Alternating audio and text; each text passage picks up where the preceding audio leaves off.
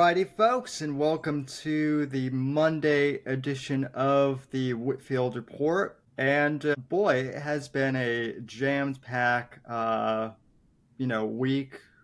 Lots of stuff going on. But I figured I would kind of take a break from the news cycle and all the crazy things going on in the world to talk to someone who I've known for a while now, and I've meant to have her on the show. And yes, you heard me right, her. I don't have women on the podcast very much, not because I don't want to, but because there aren't a lot who, have just crossed my path in the podcasting world. But Corinna Harney Jones is my guest today. She is an actress, a producer. Um, you've done a lot, and most probably recognizable in my circle, she is a Playmate of the Year for, I believe, 92. Am I correct? Or Yes, 1992. It sure ages me. Before you were born. Isn't that bizarre, Sam? you you you still look the same. So Thank you. anyway, I'll take it. well, thanks for coming on. Happy to have you. Well, thank you for So having me, Sam. I'm so happy that I can finally talk to you on your podcast. thanks. It's been a while, long time in making, and I apologize for any delays on my end, but I'm glad we're here finally. So, Yes. um, before we dive into specific topics, just give us a general overview. Who are you? What's your general, I guess, story? If Well, I mean, the probably the special interest and how you were even interested in having me on the podcast is that I posed for Playboy in 1991 when I was only 18 years old, just turning 19, and worked for Playboy for many years. First as a centerfold, again, Miss August 1991. And then I went on to win Playmate of the Year in 1992 and did my whole tour. And it was pretty incredible working for Playboy and Hugh Hefner. And then I also, when I was backing up, because it's really funny that I ever posed for Playboy because it was not anything anyone would have pictured for my life, especially if you knew me when I was a little right, girl and even as a teen. It just was not in my nature, wasn't in my, I mean, it wasn't, I was very shy, very modest. And then I love acting. I love entertaining. I did my first commercial in the fourth grade with Dick Van Patten for wow, Blue Cross Blue Shield.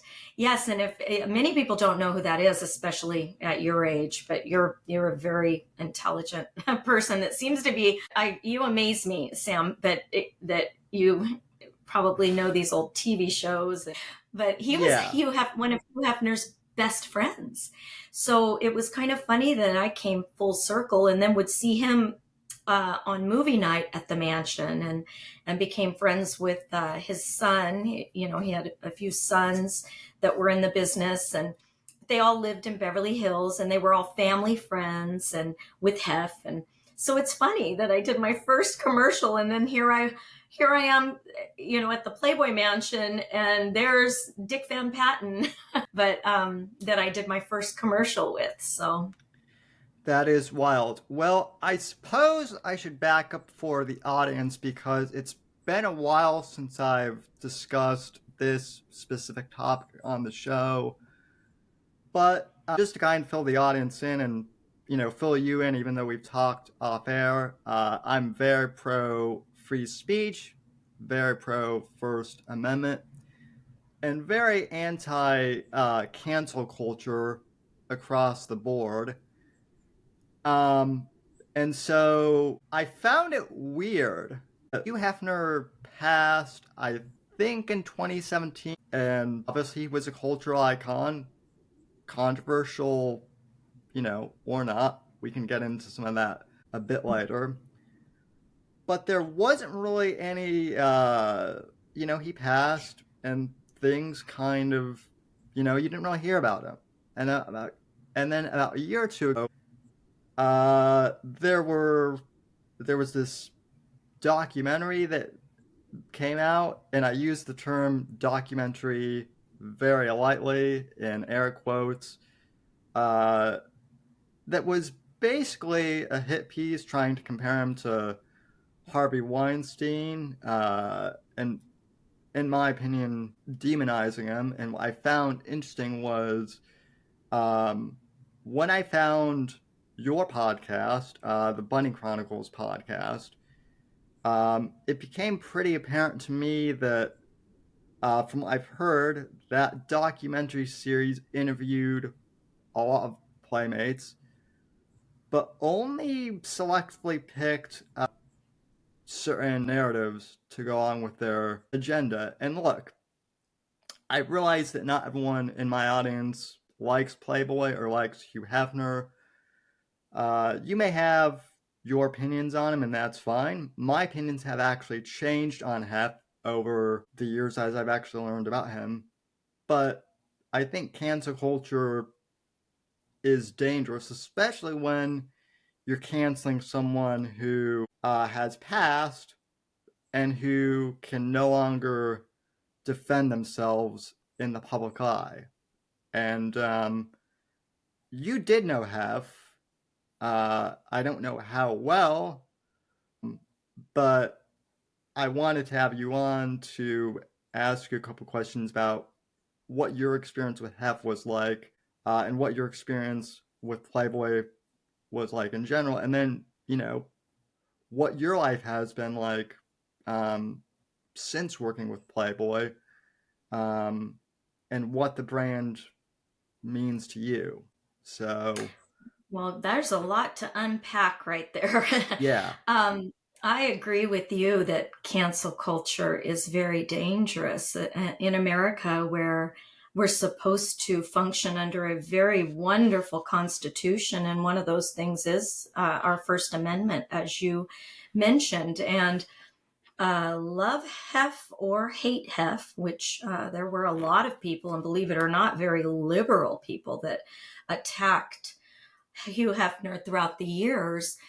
But, you know, it always amazes me just thinking of what he built that only could have been built in America in the time yeah, in which we live, an empire. And he was, gosh, there were a few things you said there that I have to kind of go back to. So the documentary that you mentioned, that it was a smear campaign of Hef, there are things that are very dangerous happening in America at light speed right now. And one of those things, oddly enough, has us here talking about Hugh Hefner, who was an icon, really, who maybe wasn't morally something that you would agree with. I even struggled with a few things that maybe as a Christian, I don't condone. sure, I like one man, one woman, and that gets you in trouble now. And you can't even say those things. But,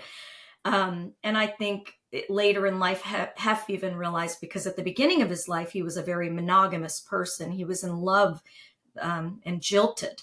And I think after that, he kind of went on this quest. And as yeah, a man in America, he really tapped into it. Was a men's magazine, and yeah, there's something else that's so out of touch right now for most, a men's magazine, but he knew what men liked, and the whole girl next door concept was something that it was like art. And you go back to the Roman Empire, you go back in time, all throughout history, all ages, and people celebrated the beauty of women, and they were in paintings, and it wasn't pornography.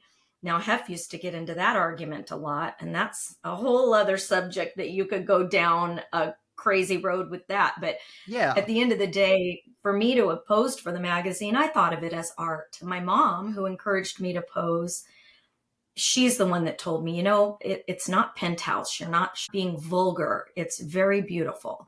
And it's something that that said, the magazine itself, aside from the beautiful women that were in the magazine, it had some of the most prolific writers, and it was very objective, something that we don't have today. Yes.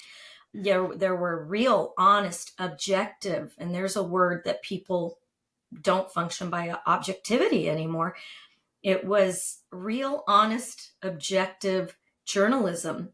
They would really sit down with the real human being, no matter if it was a political figure, if it was a pop culture figure. I'm sure you've read the magazine. It was, the Q&As were very thorough. They were very honest. They were very, it let the reader form an opinion, and you formed your own opinion. And that's what a good journalist does. And we don't have that anymore. And back to what you said about them trying to cancel Hef, what we have is a lot of malcontent human beings in America. And I'm sure you know all this just reading your book, Sam. A great nation, a free nation, rises and falls in cycles. And I think we happen to be in the downtrend of going back into slavery. And I'm sure you know the cycles of going from being in slavery and then fighting for spiritual freedom. People actually seek God because they're that helpless and hopeless, because you have a tyrannical government over you, or a dictator over you, because when you get few people in power that are malcontents, and they're godless malcontents, I can't believe I'm saying this stuff, but it's true. You end up with the few dictating to others what they think is virtuous. But the point I'm getting at is, you also get journalists that are being paid for certain powers and all of these things. I think there's movements that start to happen with malcontents, and whether it's, and they mean well. It's like Me Too, hashtag Me Too. There are very real victims of real crimes, of horrible people. And you brought up Harvey Weinstein. I told you there was a lot to unpack here, and I don't mean to jump around, but everything you said, I have so much in here. Okay, so Harvey Weinstein, yes, he committed very real, atrocious crimes, and he was a creep. He was a real creep. And I know this firsthand, and I don't gossip. I don't like gossip, and I don't bring up, I wouldn't even say anything about Harvey Weinstein if I didn't know and trust this Playmate. I cannot disclose her name because it's her story. She hasn't come out with her story yet. She's sort of alluded to it. She may have by now, but I'm not going to mention her name. But she's a Playmate who was assaulted by Harvey Weinstein. She wanted to be an actress. She, had these dreams, and she had posed for Playboy, and all these doors were opening, and she got to go meet with Harvey Weinstein. And I mean, he gave power in Hollywood. And she went and met with him, and he did all the things that you've heard a lot of stories about to her.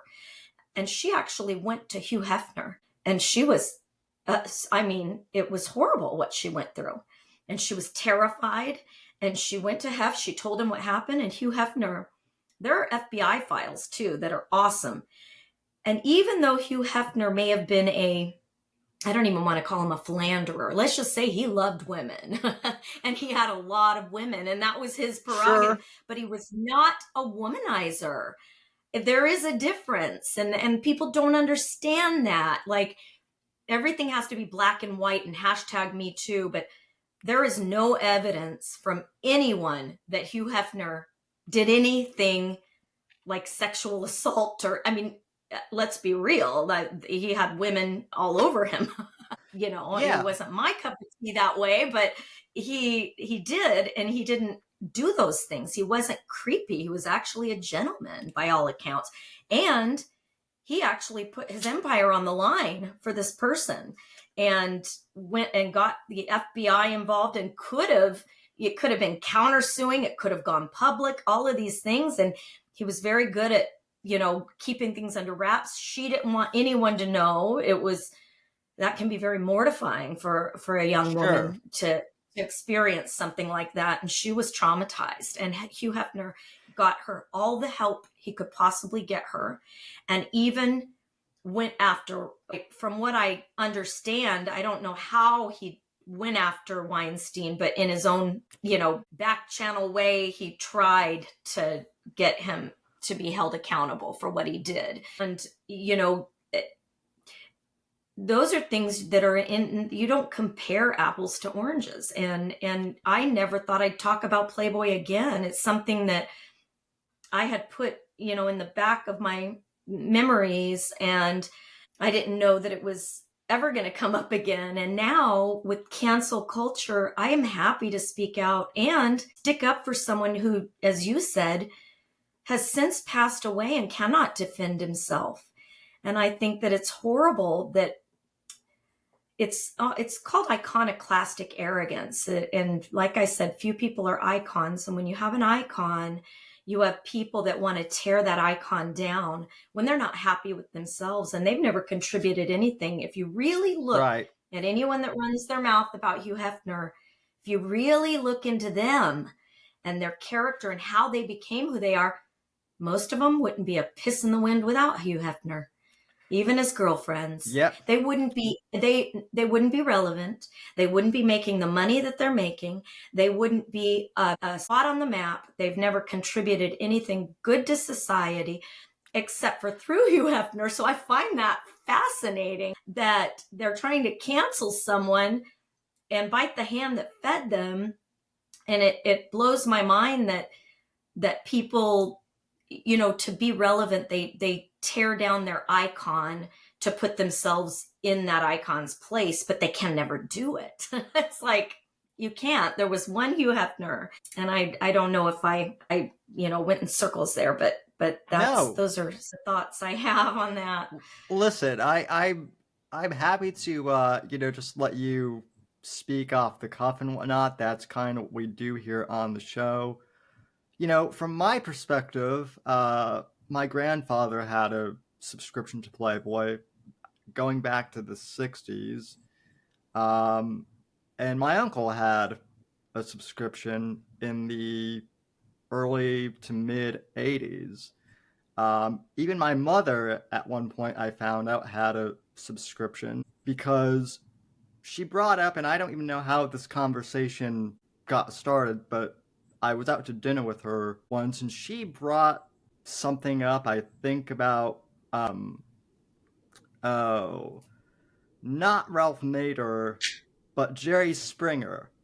And I can't remember what the conversation regarding Jerry Springer was, but she cited this interview and then I asked her where she read it, and she said Playboy magazine. And me being a teenager at the time, I was like, "You're joking, right?" And she goes, "No." Well, because the perception among most people my age and younger, and I think even most adults, is the perception of Playboy is it's just hot blondes and boobs and asses, and that's all it is. And that might be, those may be the highlights, but the magazine is a lot more in depth than that, like you said, with the interviews and with the journalism and whatnot. And so that was very fascinating to find out that she had a subscription for the interviews, and whatnot. And also the other women read the magazine. And at one point, I think circulation was like 50 million. And even that statistic could be outdated. But point being, Playboy was part of society. It was a major brand for close to 70 years. you mentioned my book series, and Ian Fleming, who wrote James Bond, not many people know this, but he actually published the first few Bond short stories in Playboy, and that's how it got developed into a movie. And from what I've heard, I can't confirm this, but the archetype of the Bond girl was based off of the idea of the Playboy Playmate, a strong, beautiful, confident woman, which I can definitely see the parallels there. So I don't necessarily buy this whole notion that you can reduce Playboy to it's just a men's jerk off magazine, because it's way more than that. And I think to classify as that, as some have tried, not only denigrates Hef, but also denigrates the women who were part of the magazine. So that's just my whole spiel I on think it. so too. No, I agree. And that's what's hurtful to a lot of us that are kind of speaking out against some of these shows that are coming out that have this it is a narrative, and they have spun things, and they don't get facts, and they didn't know the people, and it I mean, there are so many loopholes and lies that I can't even take it seriously. But yeah, there's no way that there could have been a magazine for this many years, for that many years, the amount of years that you just, it's mind blowing. And it was a whole culture. I mean, you even had some incredible artists, cartoonists, political Yeah. figures on both sides of the aisle. I mean, it goes on and on and on. I think a lot of people used Playboy for information when they were working on things in college. And I mean, yeah, I think I everybody has Playboy as part of it, was part of pop culture in America. Yeah. That's so funny. Your mom, to hear my grandma, whenever I was going to pose for the magazine, I didn't even know my grandma knew what it was. And she wasn't going to pose for the magazine because I was concerned about my grandma. I was very close to my grandma, and I didn't want, to shame her. So if she said no, I wasn't going to do it. She goes, "Your grandpa's had those in the basement for years." And she said, I think those women are beautiful. She said, if you pose for the magazine, then I'm proud of you and you've made the right decision. So she didn't even say that was like my door. So yeah. yeah, it's an interesting. Yeah. I think Hef is a case study that could help people politically and everything. Just because he wasn't a political figure, he wasn't but he was a gentleman who would sit down in a room of these legendary human beings.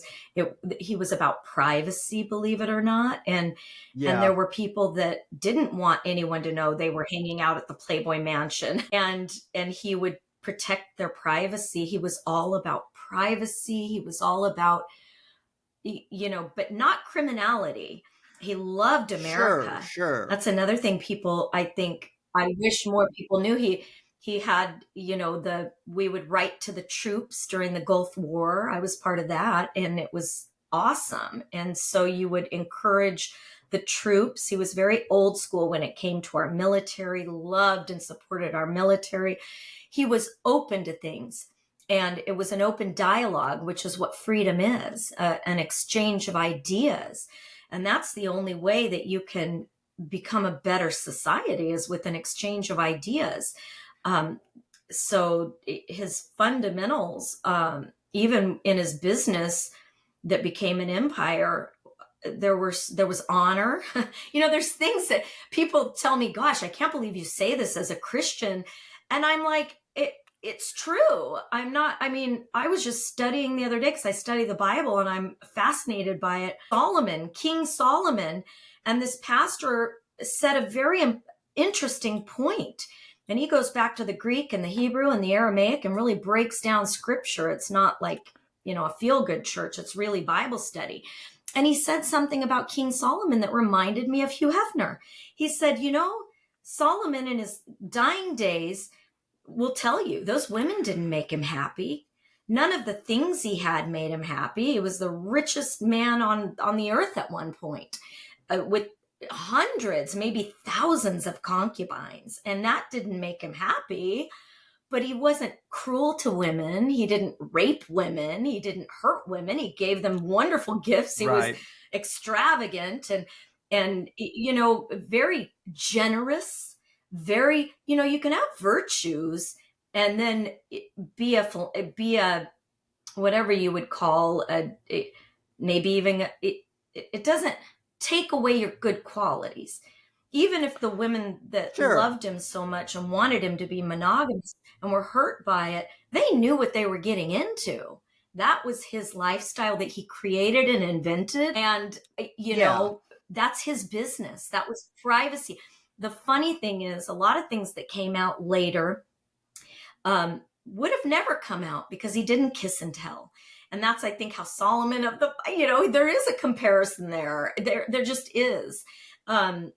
Between Solomon and Hugh Hefner, because I think all of us are kind of a biblical character I think all of us are kind of a reflection of that, is why God shares these Bible stories. But it cracks me up that people want to paint him as this.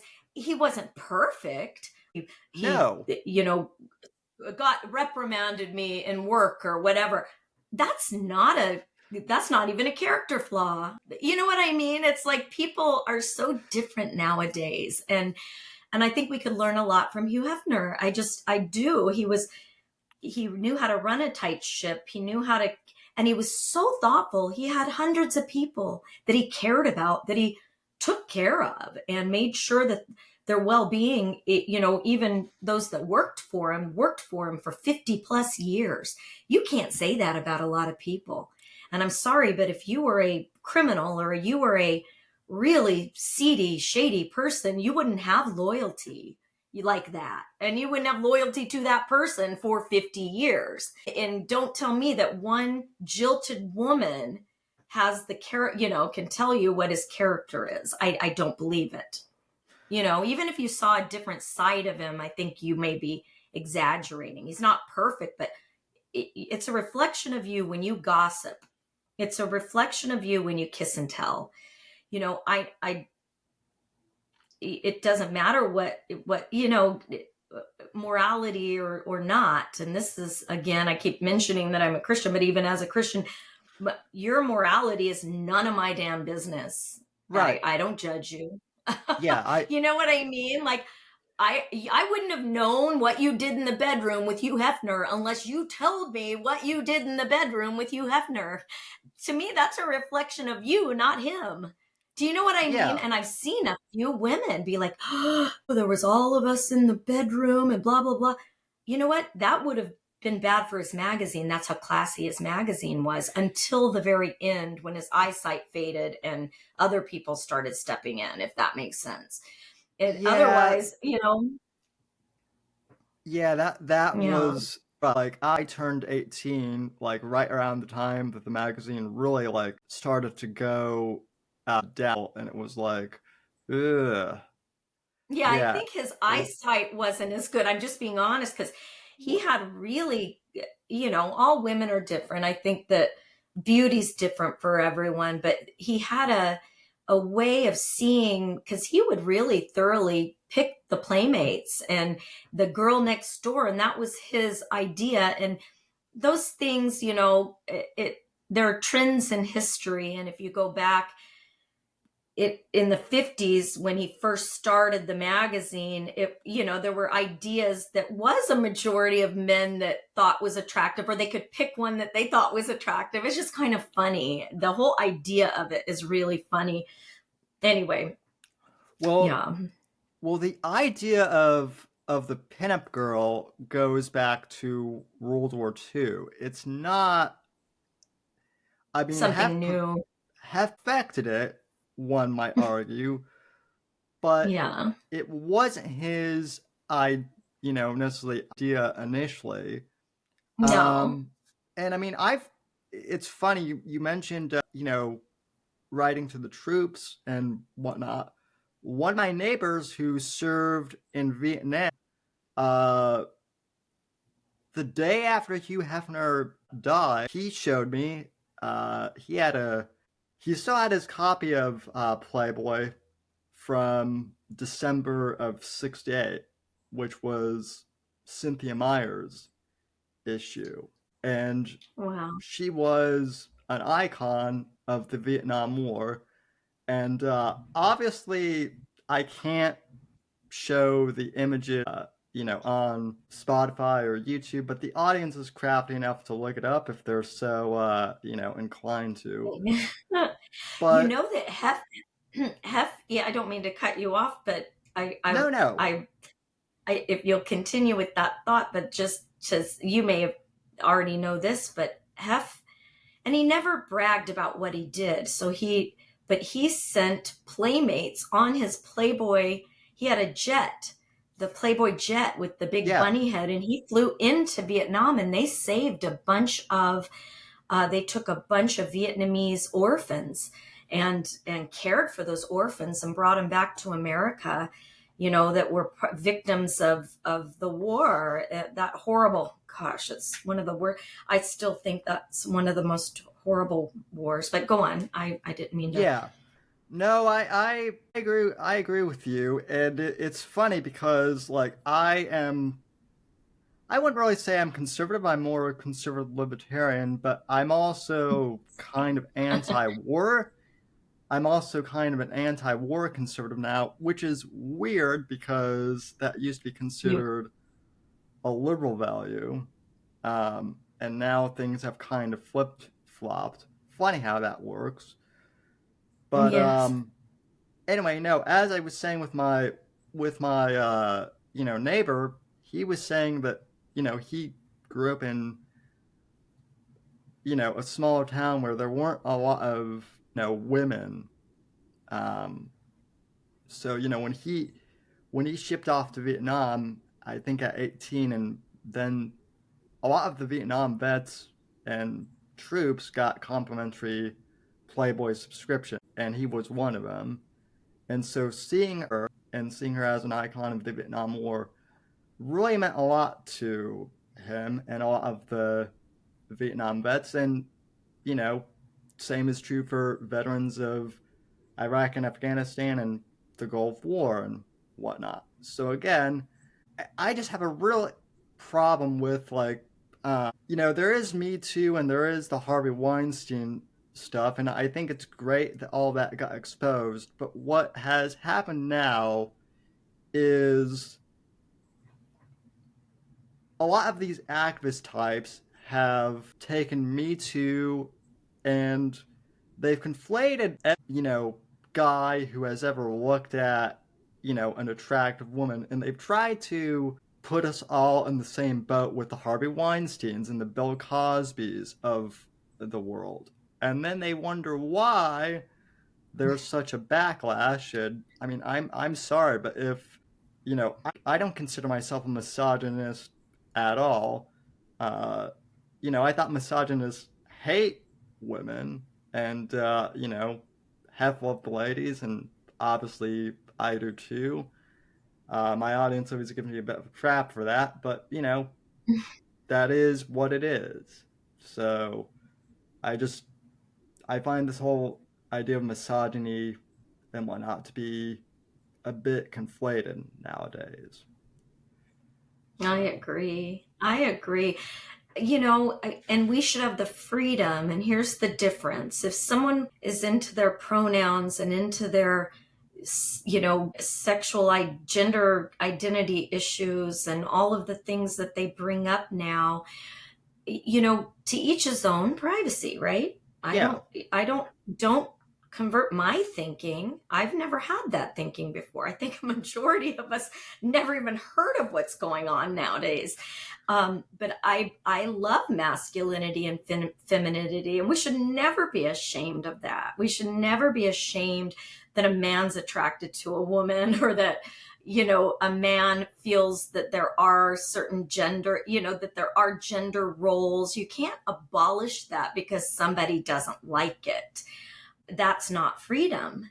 It's freedom when we can individually think about what we want to think about. It's, you just mentioned you're anti-war. Well, none of us wants war unless you're a psycho, I think. But I also believe that freedom comes through military victory. Sadly, there are evil people that exist. Right. You go back, if there's a book called Man in the High Castle that's an excellent perspective, and I love Yep. perspectives. And I think every young person should read that book. I think it was in the late 60s that it was written, or early 60s, but they Yeah. adapted it to the screen, which I think you should do with all your books. And I want to tell you the actors that should play them.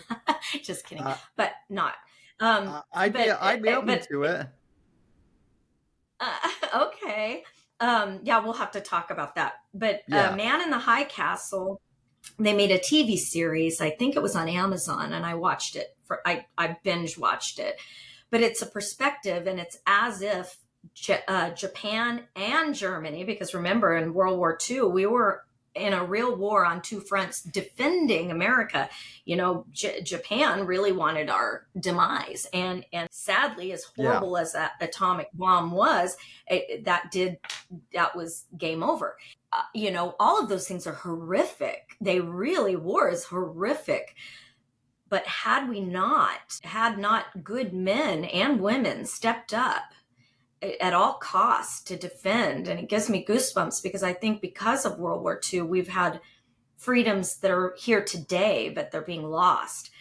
Had we not won the war, and that's what the Man in the High Castle is, a perspective. It's as if Japan, that the whole Japan and Germany had won the war, and they were each occupying in the United States. And it shows how awful, with the ideology, obviously, of Hitler, and just how evil Nazism was, and the Nazis, and they Yeah. controlled, and they were allies with Japan.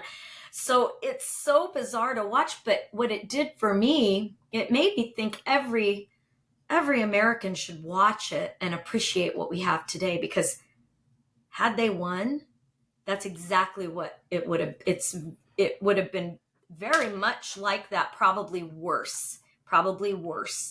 And I'm like, my gosh, I'm so grateful for what we've had. But then now we have, if you have any history background, which I know you do, you understand that, what was his name that said we learn from history that we learn nothing from history.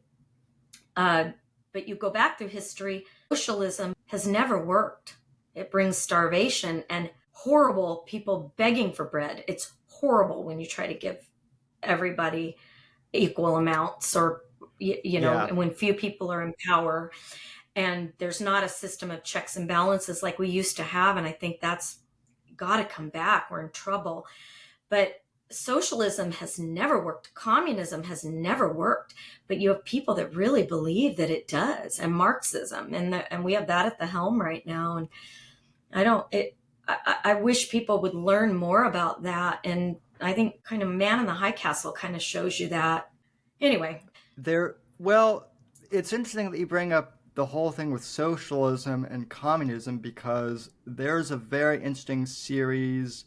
Uh, it's it's been over probably for I think close to a decade now, but there was a series called The Americans about a Soviet couple that they're spies and they pose as U.S. citizens. It takes place during the 80s, and they basically, you know, at first they try to subvert America, and then they eventually come to find out that, hey, they actually like living in America. in And, freedom.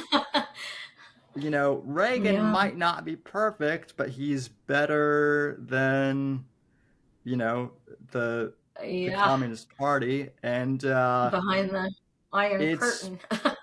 it's it's a very interesting series. Especially to hear things from the Russian point of view, and the guy who wrote it, I think, was he worked at the CIA desk in Berlin for a number of years during the Cold Wow. War.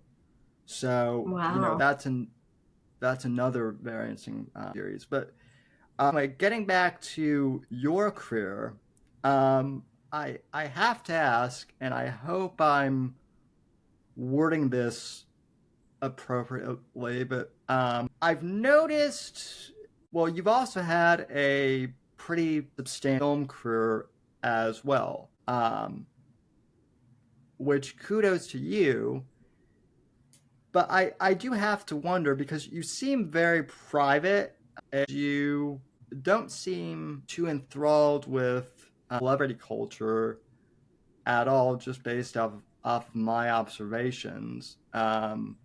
Even though you yourself could be considered a celebrity. So I have to ask, why have you chosen to go the route of being, I guess, an independent actress and take smaller roles and live more of a private life as opposed to possibly being more of an A-lister? Because I'm assuming you had some opportunities, um, and I'm just curious if being a celebrity was one of your goals, or if you consciously chose to, I guess, take a step back.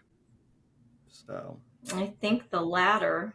I think you hit the nail on the head. I chose to step back. I was very young when again, Playboy for me, started opening doors. And I hate to use the word fearful, but maybe I was. I was a baby and I saw things, but I wasn't naive. right, In the sense that I could pick up on what was phony and what was real and solid. My mom always says she ran from Hollywood, and I kind of did because I was there, and I also didn't have the tools then that I have now, where I just didn't have a goal. Like you just said, I didn't have celebrity in my sights. I wasn't like, oh, Hollywood, I'm going to go be a star. I sort of by default, and I blame it on my friend Drew Johnson, who directed a film, my first producing effort, actually. It was called The Road Home, and they retitled and repackaged it and called it Pitcher, like baseball pitcher and the pinup. And it's a heartwarming, sweet love story. I'm very proud of it because of how, we were kids making a movie in our 20s.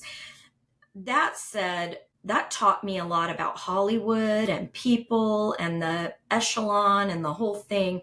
But he also made me love where I never understood the craft of acting. I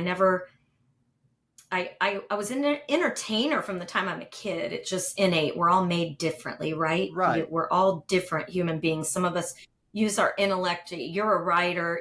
People have different outlets. Some people are more physical than others. Some people are more mental than others. All of our different makeup.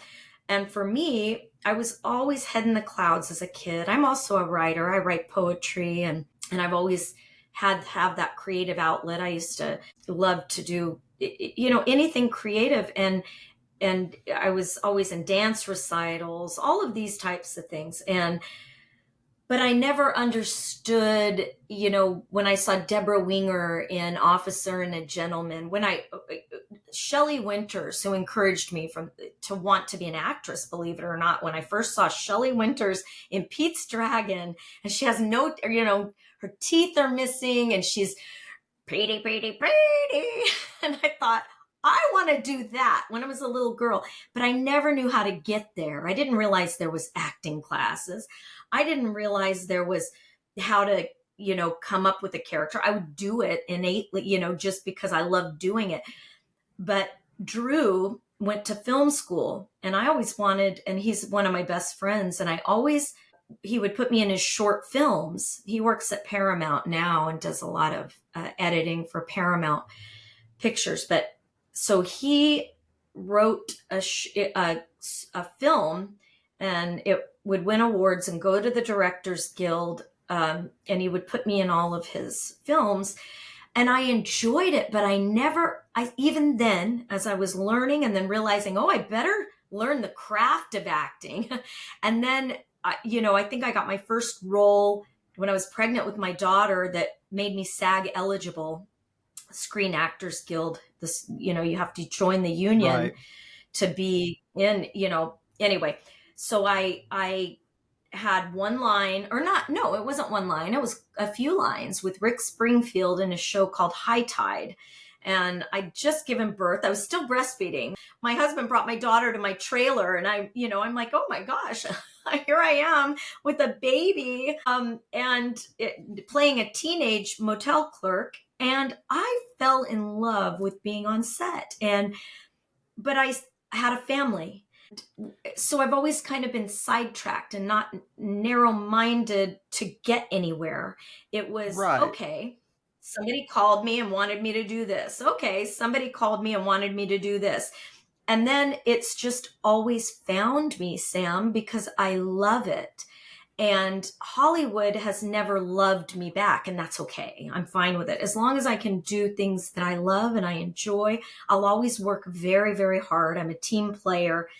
But if I want to be funny, but who knows, it could be true. I may have already been canceled, I canceled, but it's fun that some people, want me to play with them, and I'll play with them because it's fun. But my heart, I would love to make more movies into my old age. I would love to start directing. I have a few projects in the works that I'm hoping to get funded. Because I love it. And there are a lot of independent filmmakers, and then people even leaving Hollywood, and some big names right now that are leaving Yeah. Hollywood because it's no fun anymore. It's not entertaining when it's an agenda. It's not entertaining when it's part of it's not fun anymore when you're pushing a narrative. It's not characters that you want to identify with and feel for and love. There's no love anymore. I'm just being honest. I watch movies, some of these new movies, or even some of the animated films, and I'm like, they're just pushing a narrative. And instead of, can I just enjoy things? And it's not funny anymore. No one has a sense of humor anymore. We can't laugh Right. at ourselves anymore. I mean, there's a lot of great art, don't get me wrong, but there's a lot of money behind something I don't feel like is good for our country or good for people, Yeah. that are hurting people. Anyway, so maybe I'm canceled. But thank you. Thank you for saying I have a good career. Somebody, maybe someday I'll make a living at it.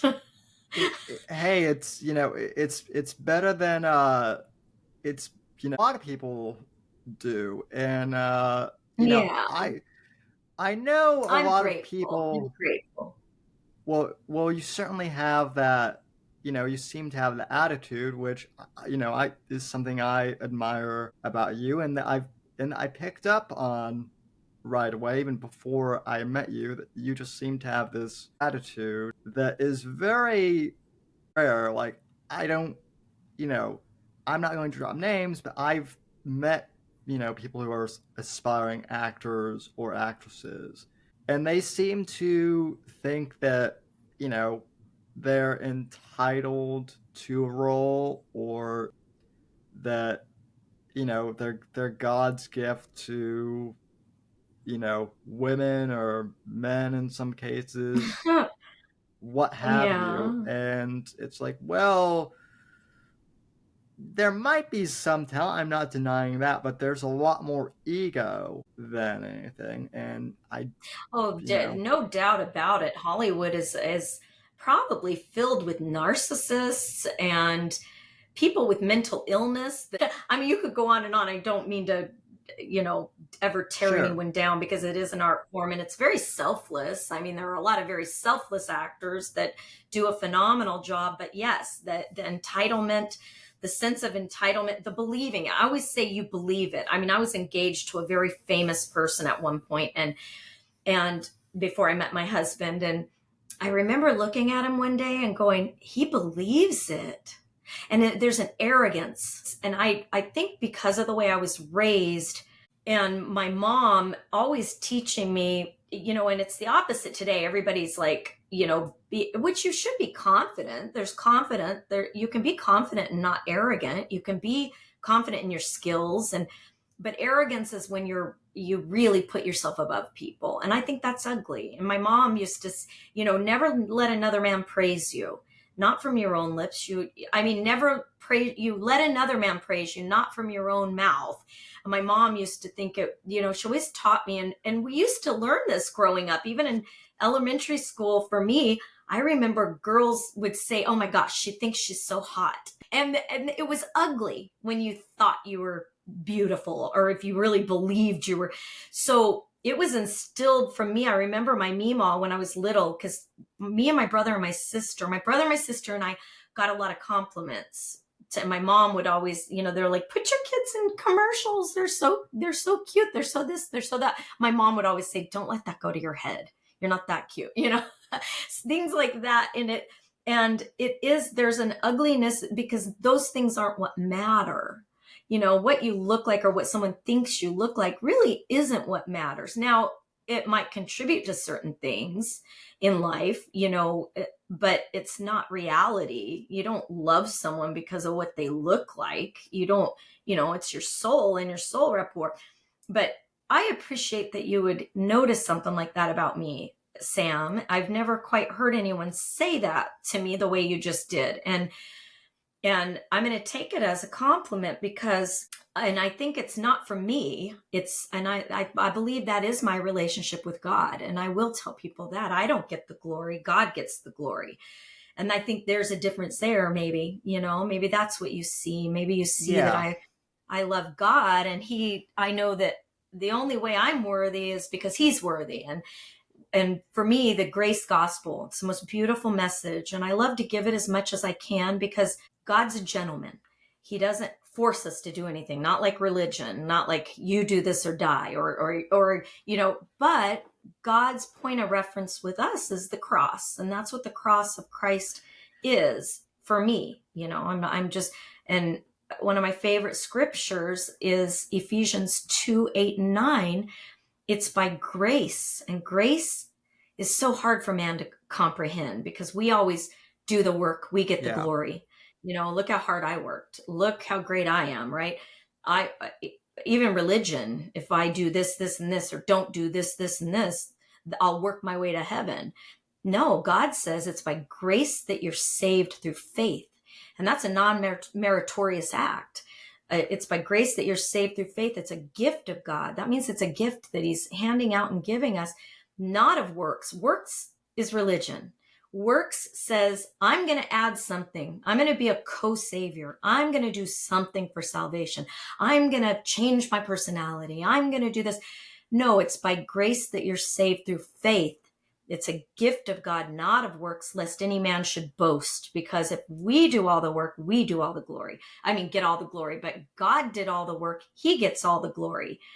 And John 3:16 says, for God so loved the world. That's every person that ever existed, every nationality, skin color, no issue. It's always, for God so loved the world that he gave his only son. He was uniquely born. He's the only man, because it took a man to take our place, because we're born separated from God. We're born sinners. A lot of people don't know that. They just go about life and think, well, look how great things are going for me. But we're all sinners. We are all, excuse my language, I will use a bad word, we're all fuck-ups in our own way, no matter who we are. We all are born with sin. And if you believe in Jesus Christ, he gives you his righteousness, not ours. Nothing we could do.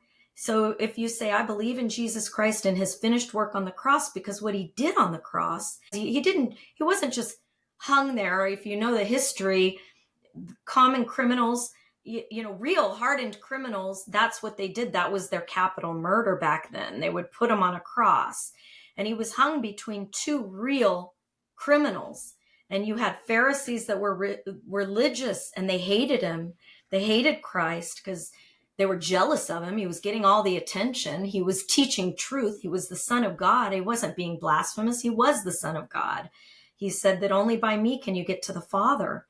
So for God so loved the world that he gave his only Son, Jesus Christ, he was born of a virgin, had no sin. He's the only human being that had no sin nature. So the Holy Spirit impregnated Mary. Here the Messiah is born, and he lives a sinless life, and he's 33 years old. He goes to the cross, all of our sins, your sins, my sins, the sins of the world, poured out on him and judged. It's perfect justice, judged in him.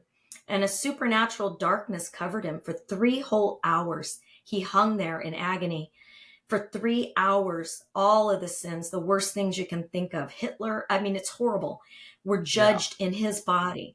And he was cut off from the Father. So he was connected to the Father because he was perfect. And it was the first time. And he covered him in a supernatural darkness to hide the shame, because he loved his Son. His Son was precious to him, and he didn't want anyone to see how painful that was. And you couldn't see in front of your hand if you put your hand up when Jesus was paying for our sins. He was the ransom. He who knew no sin was made sin for us so that we can know the righteousness of God. And when you believe in Jesus Christ, anyone, anywhere can do it. It's privacy, it's freedom, it's volition. It's the only true freedom that God gives. And you believe it and you receive it. You have this righteousness just by a thought, just by saying, it's little more faith than none at all. The faith of a mustard seed. I believe in Jesus Christ, and you have the gift of eternal life.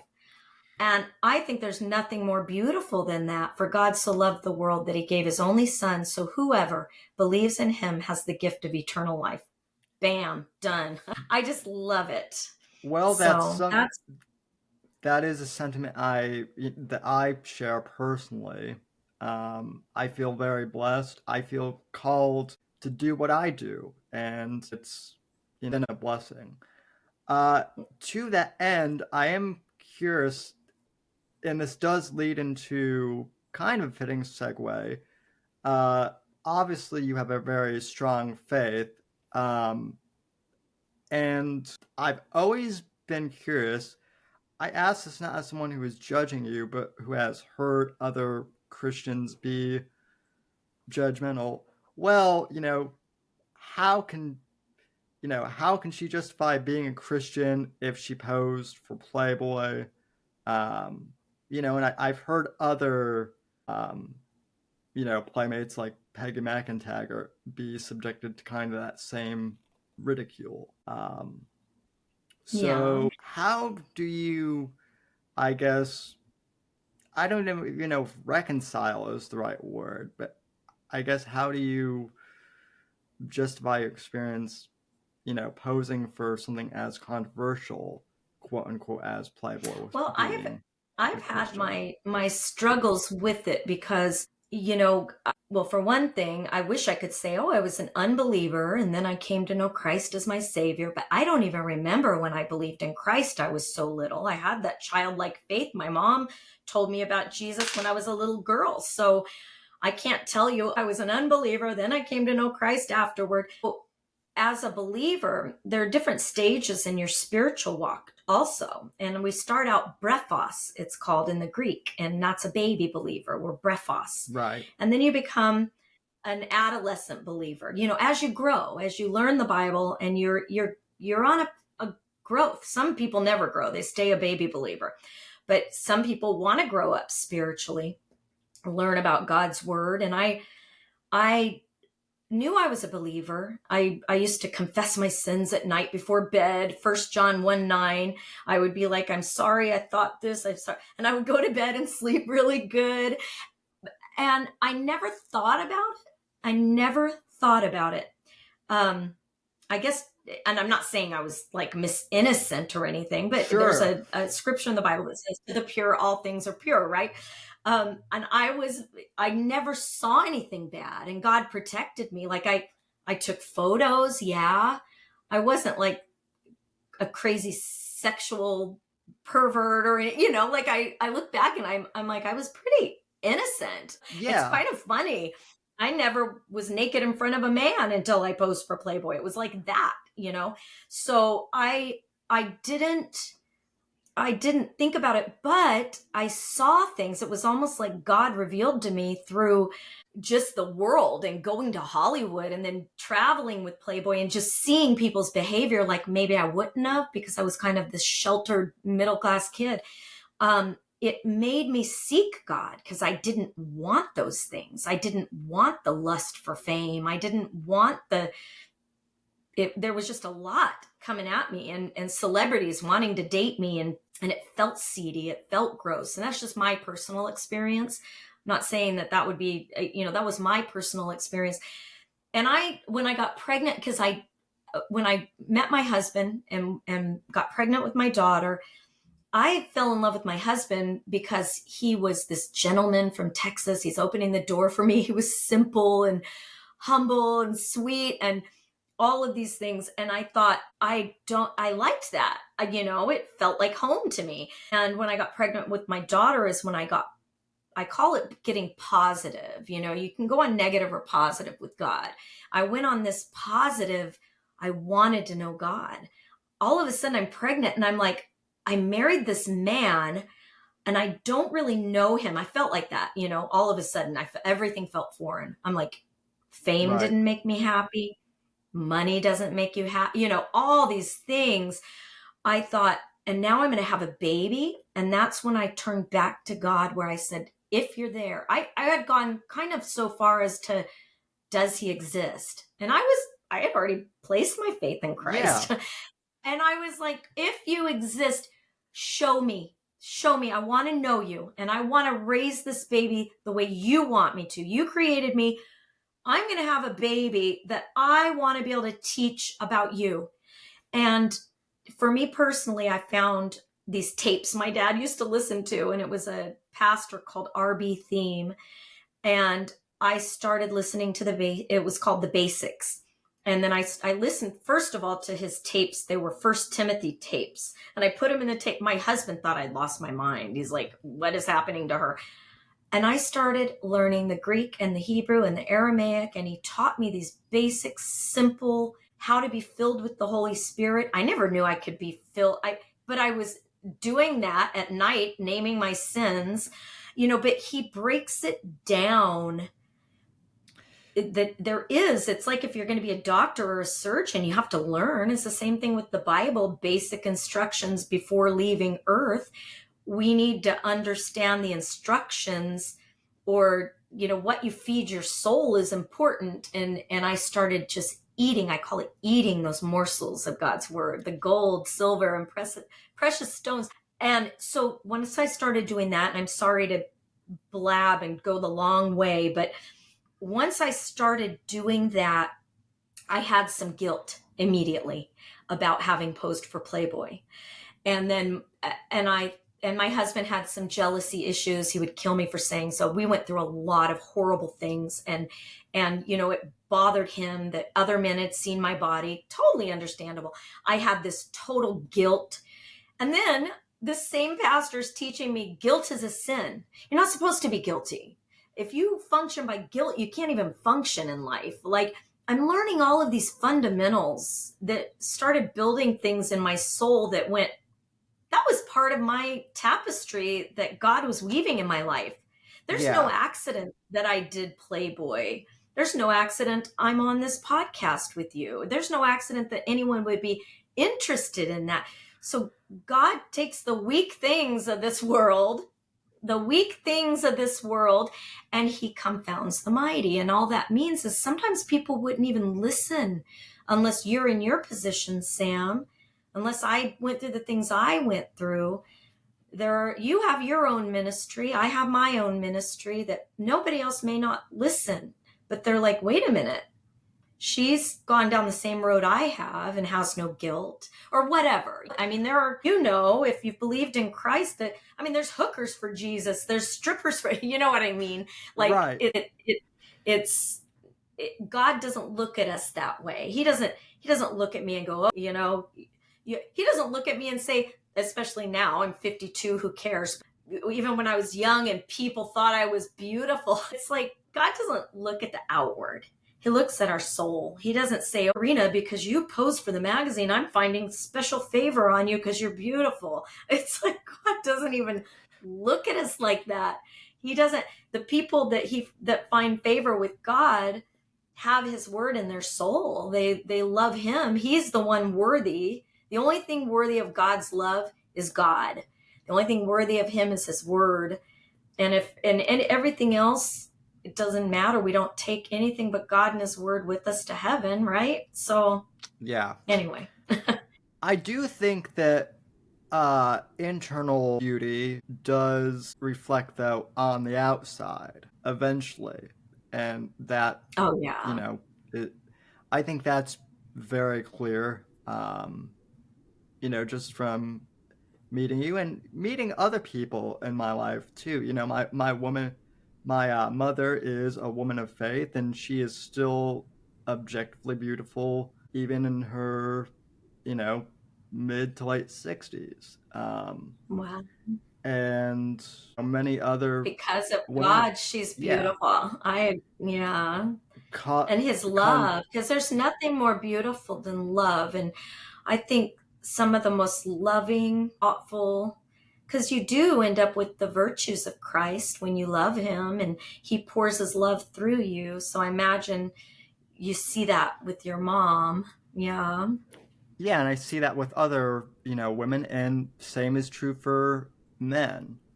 Oh, yeah. Contrarily, you see men and women who are toxic, and there are toxic women out there too, and it does reflect on, everyone. Um, I think it ages us. I always say God and his love is the fountain of youth yeah, because sometimes people age poorly because of the bitterness in their soul or and I think God is the only one that can remove those things. His love is the only thing that can soften a bitter heart or anything like that cuz I know what you're saying. well, you even said, I think about a month ago, I saw your post on Instagram where it was Hef's birthday, and you wrote a pretty long, paragraph. It was more than a paragraph, on Hef, and I can't remember the entire thing, but I do remember at one point you said that because of meeting Hef, that your faith grew as a result of that. Or I don't know if you said it exactly in those words, Yeah. but you I but you know said something exactly.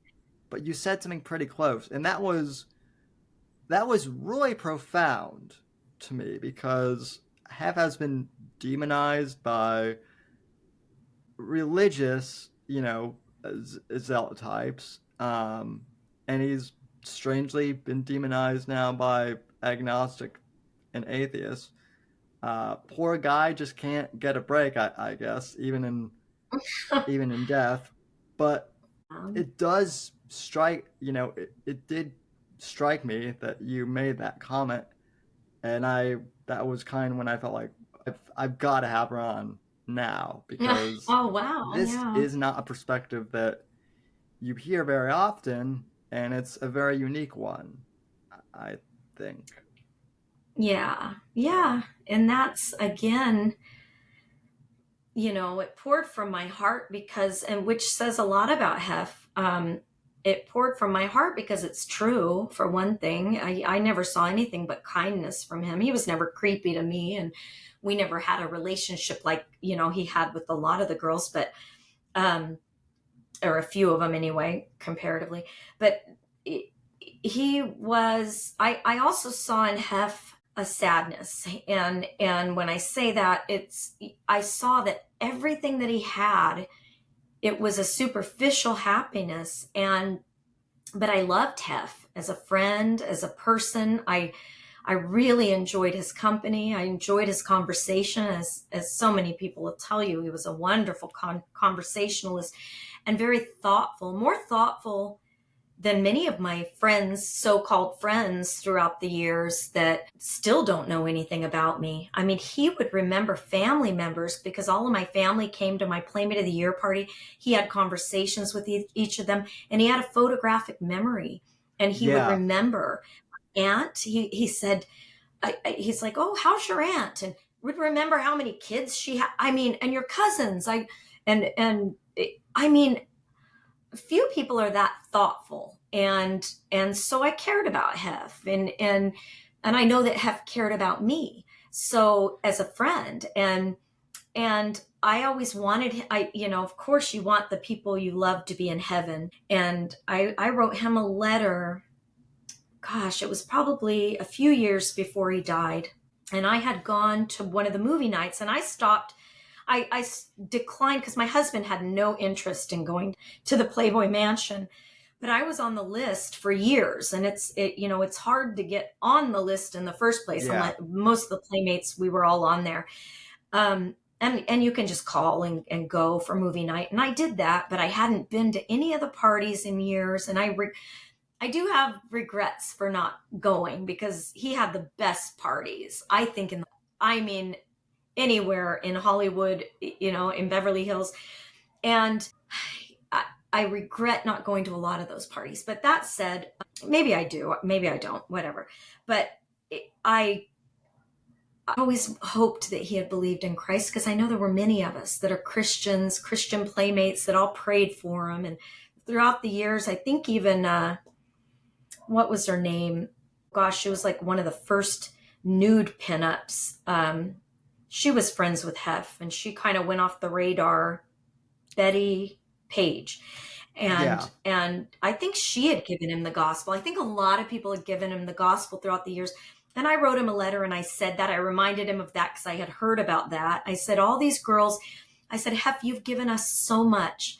I said, here you gave this middle-class girl from Las Vegas an opportunity I never would have had, opened doors to me I never would have been opened. I learned things I never would have learned.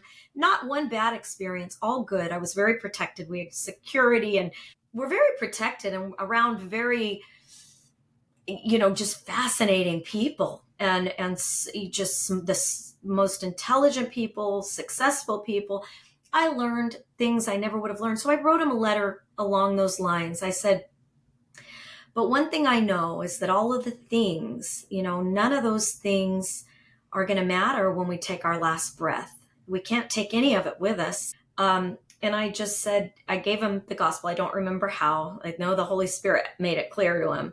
And I just hope and pray he got that, because I know he was married to Crystal at the time. And I know a lot of things had changed, but I hope she read it to him, and I hope she read it, because it gave the gospel very clear of how to how to get into heaven. And I pray for all these people, even the ones that are slandering Hef and trying to take him down. I pray for all of them. And who knows, Hef may be in heaven laughing. I hope he is. None of us know. Again, that's a very private thing. I hope he did, but it's very hard for a rich man to enter through the narrow wall. It says, it's easier for a camel to go through the eye of a needle, because they have everything. They sometimes Satan prospers in this world. It gives you everything, and it's hard to think you need a savior if you don't know you're sick, and when everything's going right. But I hope in his dying days, when things weren't going right, and when he saw the vultures around him, and when he saw that all of the bitterness that went on with these, women that should have loved him and didn't, all the opportunists. And I hope he somehow connected those dots and believed in Christ, because I hope he's in heaven. I really do. So that's what made me think of that on his birthday, and hoping he's there, and that he did. Without, my life would have been so different having not posed for Playboy. I'm not ashamed of it. I'm very proud of it. And I'm very grateful for that opportunity. And a side note, I had a woman who's a pastor woman who said to me, I'd like to sit down with you and tell you, your words about Hef, how it's awful. He was a misogynist and a womanizer and a this and a Yeah, that and objectified women. And I never sat down with her because I completely disagree, and I respectfully disagree, because I never felt like he was a womanizer. I felt like he put women on pedestals. I feel like he gave them business opportunities. I feel yeah, like he put them more in the positions that a man could, that men would be. He even changed that, where when there was real racism in the country, real racial division and real racism that was horrible, and he would put women in not only positions of authority, but black women in positions of authority. The bunny hop, the black bunny hop. My friend Lacey wrote a wonderful book, and she came from bad racism and fled Alabama. They were going to lynch her dad. I mean, they had to hide him in the trunk. It was very real, and she worked. She's also a Christian, and she worked for Playboy 4 years. She was one of the first Playboy bunnies, and then became the bunny mom. And that's just one little person. And I say it like that because Playboy really, take it or leave it. There's a lot of Christians in the organizations. Yes, yeah. Hef didn't That's do anything to diminish my. well, that's kind of the surprising thing. I'm not trying to draw comparisons or say that I'm like half, but was the perception of, oh, he's just some horny old guy. But then, ironically, by them canceling him, that sparked my interest in finding out who was this guy. Um, because I feel like if anything was legitimate, they would have confronted him when he was alive and given him the chance to defend himself. And Oh yeah, what I absolutely. found was a man who, it's hard to know what he would think of things now, as is the case with anyone who's passed. But even just surface level things, he went on Crossfire with William F. Buckley back in the '60s, and they actually had a civilized debate about the sexual revolution. And you can't Revolution. have that type of conversation anymore. And he was Mm-mm. also, he started the Playboy Jazz Festival, and Well, I'm a we big are, Sam. Look at you're doing it. That's wonderful. I hope more and more people are going back to, it's freedom. It is the First Amendment. That's the whole point. Take it or leave it. We should all be able to speak. You should be able to speak without people condemning you or canceling you, yeah, or trying to change your thinking. Because when you have people that are trying to change your thinking, they think they're right. There are people that think they're right, but it's the it's not freedom. That's all. It's not your First Amendment rights anymore. Now it's their ideology over yours. And the scary thing is, Christian persecution is about to be here. I really believe it. Political persecution is here, and yeah, that's it definitely scary. is. That's scary. I don't want to live in that world. I want to live in the old Playboy world. And I never thought we would bring up, because how sad is that? That you're longing for something that was maybe morally iffy, but the principle of it, you're like, wait a minute. Well, I miss those days. yeah, You could pick up the magazine or not, right? There's the difference. You could pick it up or not. That's freedom. well, What you think about it is inconsequential.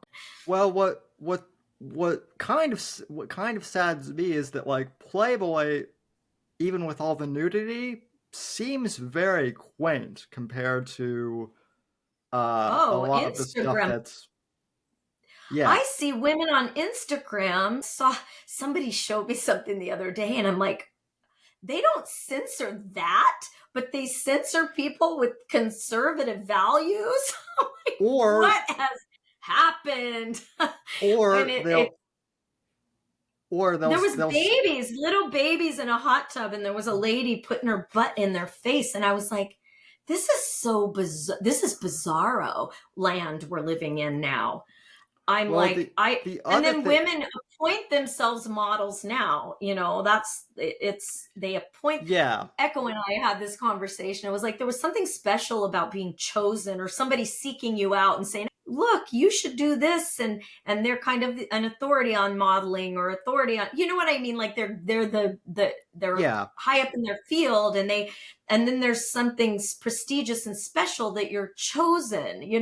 Not I look at me, I'm a model. Like like okay, and they have hundreds of thousands of followers and I'm like that's so weird to me. It's just bizarre. That's just how we live now. I went to college with a young woman who I'm not going to say her name, but she's turned out to be a very successful Instagram model, I guess. I don't even know how you qualify that anymore, to be honest, because the metrics are weird. But Yeah. she was claiming that she was a playmate, and I took her aside and was like, "Do you even know? Have you even read the magazine? Do you know any of the sections? Do you know who?" I threw out a couple of pretty well-known playmate names, and she didn't know any of Yeah, you're them right. There's a really. lot of girls on Instagram claiming that they're playmates and they're not. And it is interesting. It's an interesting world we live. Exactly. They're like, I'm a Playboy playmate. And you're like, okay. But yeah, Yeah, it's and interesting.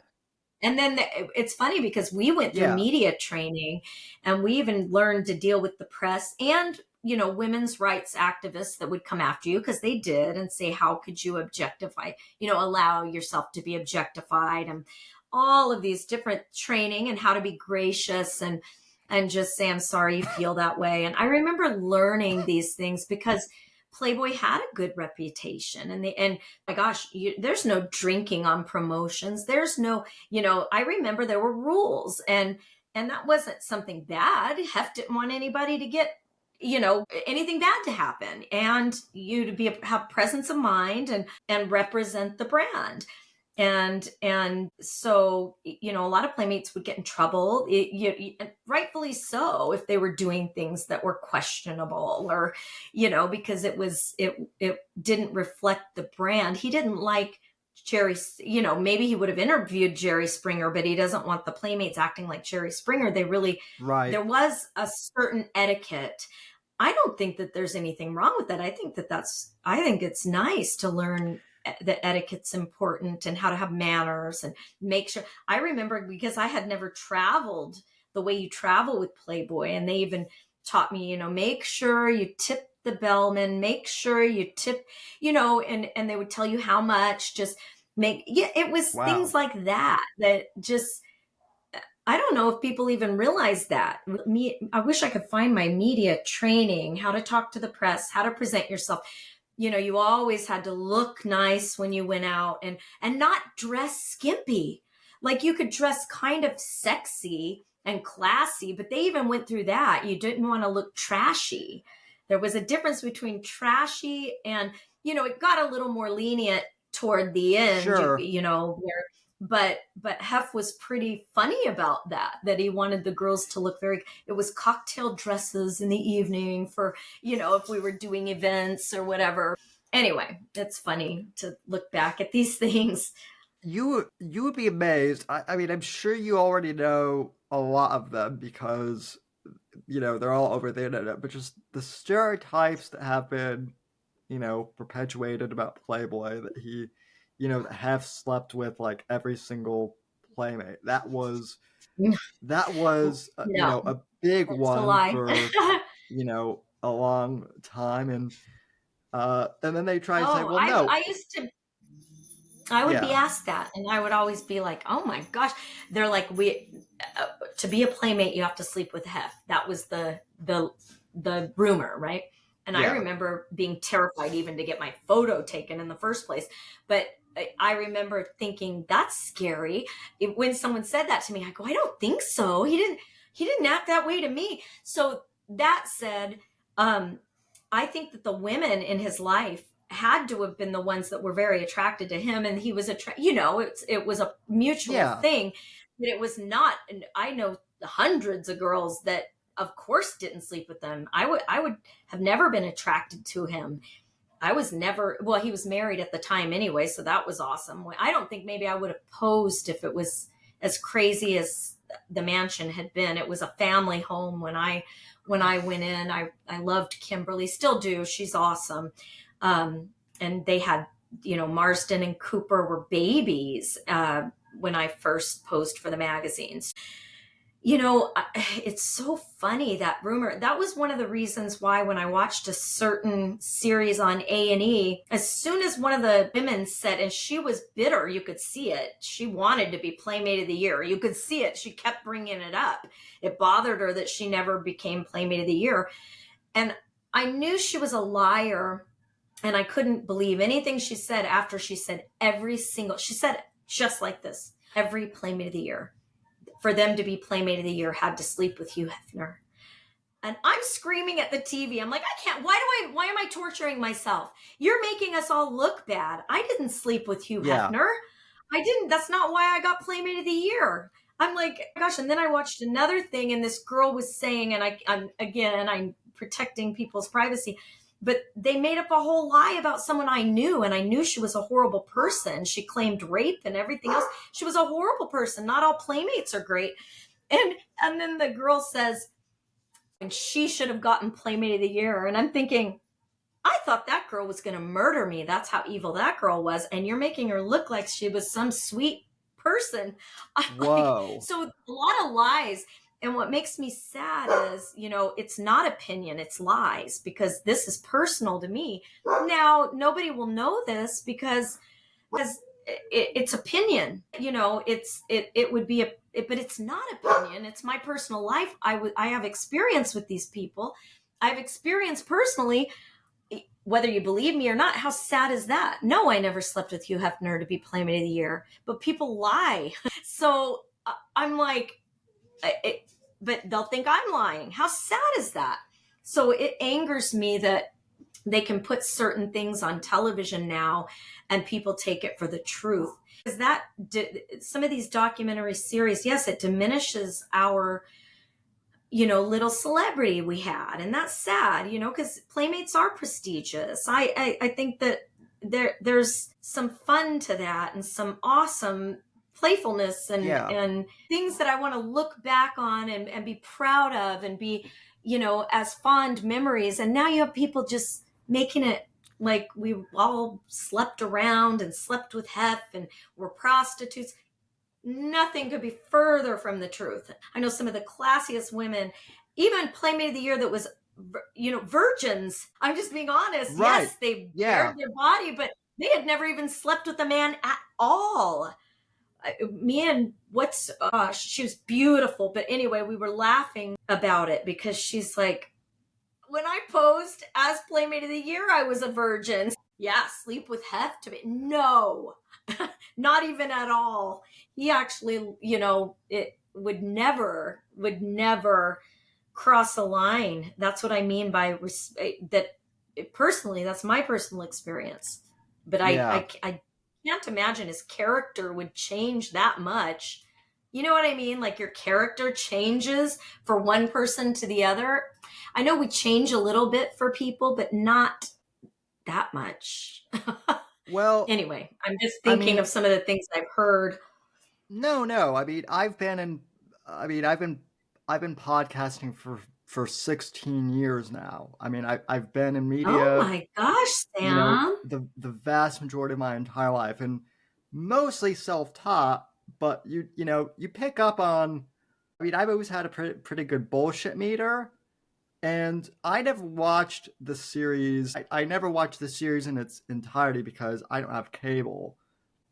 but I did see clips of the Girls Next Door when it was on because my mom watched that show. A lot of women also watched a lot of those reality shows. Oh yeah, it was very entertaining. That's the Yeah. funny thing. Meanwhile, all my guy friends and I, we were just interested in the magazine, and that was it. But I think the thing that didn't sit right with me was that just from the clips I saw of, the secrets of Playboy or what not, they seemed like really dramatic and overdone.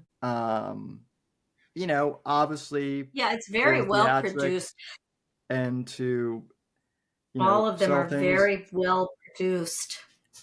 And I'll give them credit for that artistically, but I'm just like, Well, they something didn't doesn't. research these people. Yeah, and the journalists that did a lot of the interviews on the A&E series, sadly, I spoke to them multiple times. They wanted me to, and they were spinning my words. So they kept bringing up people that I know personally, and were saying, they wanted it to seem like Playboy was the reason this person committed suicide, the reason this person. So they dug up all the dirt they could. That's their job. It shouldn't be their job. That's not a journalist's job. That's not objectivity. That's focusing on negativity, which sells. And Playboy sells and controversy sells. So I could hear that. And I'm like you, I'm really good. I can hear what they're doing. And every time I would give them the truth, they would present a lie, but try to put it in me. And I'm like, no, no, no, no, no, no. I knew her. The happiest times of her life, Hugh Hefner gave her some wonderful times in her life. She made a series of poor decisions, and I know this personally. Are And sadly, that has nothing to do with Playboy, but they were trying to act like Playboy was such a horrible lifestyle that that's why this person committed suicide or that person did this. And another are thing, that it's based on a book, and the person, it's almost bizarre land. It doesn't even make sense. It was an employee that barely worked there, and he got fired because he was a creep. And so he's mentally ill. So if you watch these people, they're mentally ill. They're not all there. They've done drugs. They're drug addicts. I'm just being honest. And Playboy didn't yeah, make them do drugs. Playboy Hef was so against drugs, and they lie. I know because we were given rules. You don't talk to anybody if they offer you cocaine. You don't, I mean, you're given rules. Hef went through some horrible times during the empire. He was involved in some things and steered away from those things. He spent jail time. He went through some things, but he preserved the brand by not associating with those things. But for some reason, you have these liars, and they are lies. And what's awesome, I have a friend, and I won't mention his name yet because it'll all come out. And it's so fun because even one of the girlfriends, has some truth. And I know she's telling the truth. There are truth and there are lies. And like you said, you can sure. almost read it. You can read the bullshit, and you can read when they make excuses. And, I have autism, so that's my excuse. That shouldn't make you vicious and tearing someone down. Because if my husband, because I'm writing a book right now because my husband ended up with a brain tumor, and I've been through a lot of things. I've been through some very real things, and I know what real abuse is. I know what it is to be abused. I do. And I've seen it. I've seen people that have been abused, and then I see people that are portraying victims, and it's a slap in the face to real victims. That's Yeah, what's frustrating here, Sam, because there are real victims of real crimes, and then you have someone going, he said I looked cheap. Well, he was probably just being yeah, honest. My husband's called me a bitch before. Guess what? I was probably being a bitch. You know what I mean? Like, that's not abuse. It's not abuse because yeah. you getting a little, I mean, come on. People need to be thicker skinned. But you know what I'm saying. Like, I think we live in a baby world now. Well, And then liars. And then they praise liars. so that everybody can go, yeah, I knew he was bad. I knew he was awful. I knew every Playmate of the Year had to sleep with them. And then it reflects bad on people that were just, I posed for the magazine. Everything was great. It was awesome. I didn't see anything bad. I saw a beautiful wife of a man and two adorable kids and a family home. That was my experience. And then you have somebody, I will bring this one up. So the guy says that he was in the grotto. Well, everyone knows that if you're a valet parker, you are not allowed to go in the grotto. You're fired if you go on the grounds and spy on people. And he says that he saw Hugh Hefner. This is disgusting, by the way. And I know it's a lie. I know for a fact it's a lie.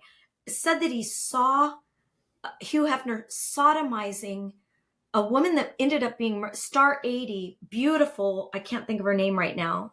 They did a whole story they keep doing stories on her and they didn't know her. It makes me so sick, and says that Hef was sodomizing. It's so gross. The things, that's disgusting. My brain didn't Yeah. even want to wrap around that. And I knew it was a lie. And then the one lady who had, Hef's personal physician, these are just some of the lies, Sam. His personal physician's daughter, she says she grew up in the Playboy mansion, said she saw orgies going on. Hef would never let children, and he would never have orgies like in the middle of the house. That was not Hugh Hefner. It's like if people were off in the grotto having sex, maybe that went on, but there would never be a kid around. Hef was not, and he had his grounds always covered. So there are all these salacious lies. And I know the people personally that they're lying about. I know people that were there at these, if you get the timeline right, it's so fun what's going to come out. And it's just the point. Even though people are going to believe what they believe, the fact is you need to defend what's right, or we have nothing. That's what I think in America at this point. It's a war of ideology here, and truth versus lies. And there is truth. There's truth. And it's like, I'm so happy somebody's going to say the truth. It's not slander. It's truth. And these people are slandering and lying. And I'm one personally I was lied against. Playmate of the Year has to sleep with Hef. I didn't sleep with Hugh Hefner. I got Playmate of the Year. You're a liar. You just lied. I don't trust anything you say about Hugh Hefner. You know what I mean? Yeah. I get worked up about it because I don't like lies. Yeah. I mean, I get, listen, I did not even like, Uh-oh. You there? I think, are you still there? You're kind of freezing all of a sudden. Yes. Okay. Yes. Okay, we're back. Yeah, I did not initially even set out to like defend Hef. That was not my intention. My whole intention was something doesn't smell right. And I just wanted to talk to someone who actually, Because you have a bullshit meter. Your bullshit meter was going up. So, I really appreciate you taking the time to have this conversation. And, as I understand it, you have been going through some, issues of your own. And, with all of that, why, I mean, I imagine that, you've been away from Playboy for over, 20 some years now. So I imagine that after all this time to come back, it's got to get daunting a bit to, have to deal with all this BS, I would imagine. It is. And I didn't think I would get so worked up about it.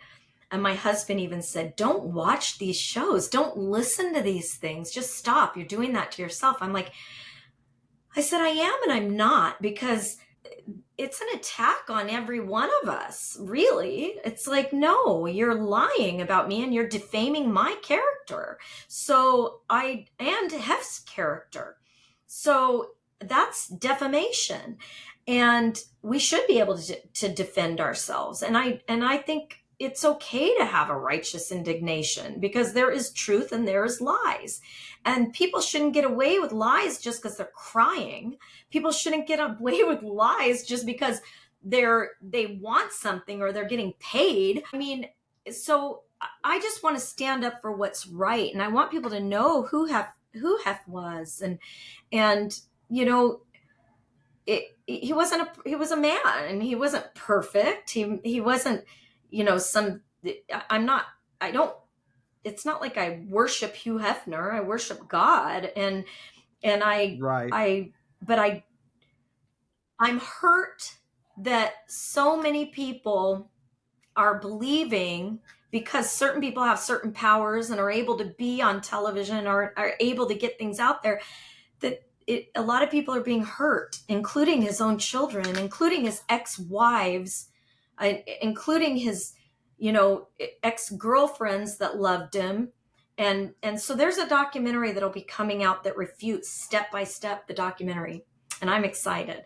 Step by step. I Well, can't say what it is or who's producing it. They're still, but each interview, they're able to get a real story and show you how things are spun, and you know, and how some people paint themselves as angels and paint themselves as victims and paint themselves as just, you know, the loudest, what do they say, the squeakiest wheel, whatever. There's so many sayings. The loudest yeah, can, the emptiest cans make the most noise, the emptiest, you know. And it's yeah, people that loved Hef, that were his friends, that were there a lot, that are going to give the truth. Even one of his girlfriends that was in the bedroom with the people that were saying things, and then it's just kind of funny. I heard things. It was fun, Sam, and I don't like gossip. Don't get me wrong. Like, I think all of this is silliness. I'm not, I, like my husband said, I do need to just not, but it's the principle at this point. Like, if you're yeah. giving me this I get it. platform, here I I am, and get it. I'm gonna say the truth. Yeah. So yeah, Yeah, it is I get it. just that, the Well, truth. And my, you know, people say my truth. Well, I have a truth too, but those are the people that never get heard. Yeah. well, I think that's the great thing about like podcasting too, and kind of the you know the age of new media versus legacy media is that listen, I'm a quote unquote retired political junkie. I started out interviewing people in the political field. I never thought I'd be interviewing a Playboy Playmate 16 years into my career here, and yet here we are. Um, this has been fascinating. I think it's Um, a study. I really think it's an interesting and case study, and that people could learn a lot from this man's life, believe it or not, the good and the bad. It's very yeah, fascinating. But I'll tell you, I was exposed because of Playboy, because I wouldn't have been on, you know, any of, I was on a show, and I was lied to, and it's scary to me that I was able to know not to go on the A&E series. I knew better. I said, absolutely not. I want to have nothing to do with this. I knew that. So I denied going on that show. Thank goodness, because, you know, I know a few people that they'll tell you they took hours and hours and hours and hours and hours of interview and only did a soundbite, soundbite to push their yep, narrative. So that's terrifying. Well, and what's funny is I was like, yes, I was able to see through that. I was able to dodge that. And then when I watched it, I was like, I knew it. I knew it, when they were all lying, and they had mentally ill people on there. And I'm like, oh my gosh, I'm so glad I figured that out just talking to the journalists. And then I don't even think they should be called journalists. I call them propaganda. They may as well go yeah, make shit up. And then I was called, and then the other person got to me, and it was bizarre. And it's funny because I'm so excited. I've told two people this on, I have probably 2 hours, hour 45, that I recorded, so that they're going to say I broke contract, even if I ever accidentally mention this producer. They lied and told me she had nothing to do with it. Nothing to do with it. I said, promise me. And then they promised me that this person was dead, that they were going to ask me questions about. I was completely honest in everything that I said. And what's funny is I always share the gospel, because that, I always feel like if God puts me in front of a camera, that's my job. That's why Hollywood will never accept me. But that said, I even shared, it even made me cry at one point, because when they interview you like that, they flew me to Ohio and interviewed me, and they spun everything anyway. And they only took the pieces again. But I really thought, okay, after talking to this person for an hour and 45 minutes, at least they'll get the truth. We're not going to talk about certain things they didn't want to talk about. I did figure that out, but they still lied to me. And I was like, you can't trust anything. And it's so well produced. It's so well produced, and it's not true. So now when I watch true crime, I love true crime. I always see, is it going to benefit the victims? Is it going to honor the victims? Is it going to help somebody? And is it real 911 calls, real recordings? When you get that, you pretty much have the truth. When you get real recordings, the real people, but when they have secondhand accounts and someone narrating that didn't know this person, that's forming opinions and feeding the audience opinions, that's what's happening. That's what's happening more and more. And they're produced so well, we watch them and we believe it. But if I didn't experience this myself, I would believe it too. Do you know what I mean? I would be like, if I hadn't posed for Playboy, if I didn't know Hugh Hefner and hundreds of people that knew him and worked for him for 50 plus years, or done the Bunny Chronicles, and I learned these things, I would believe it too, because it's so well produced. I would be like, wow, he did that. They did that. I would believe it. So we're living in scary times, because that's just one person. This is just one company. This is just, imagine how much they do this, Sam. I'm terrified. It's like your book, The Fourth Estate. It's all, we don't have a fourth estate. We have a propaganda. It's like whatever they want us to think, they can just lie. Now I don't believe anything anymore. Now I'm like, I really don't watch the news or anything. I'm like, these aren't journalists. They're not journalists. They're spinners, narrative spinners, and propagandists. And I'm like, it's nuts. That's why we need more and more podcasters like yourself. Well, I appreciate it. That's that's one of the best compliments and endorsements I've gotten. So I'll take it. Yeah, and I mean, I'm an English major, and people kept saying I should go to journalism school, but the thing about journalism school is now they don't teach you to be journalists anymore. They teach you to be activists, and yes, exactly. It's unfortunate. It really is, because there's no objectivity. So you think of people, they're looking through a lens like #MeToo, like Black Lives Matters, like, and the premise is good. Of course, racism is horrible. Of course, there are real things that go on. There are real crimes that happen. But what happens is you have flawed people that look through a lens, and all they can do is look through that lens, and they will also force a narrative where it doesn't fit. Things are not just black and white. There are gray areas. There are different things. And Sam, I believe we need boots on the ground.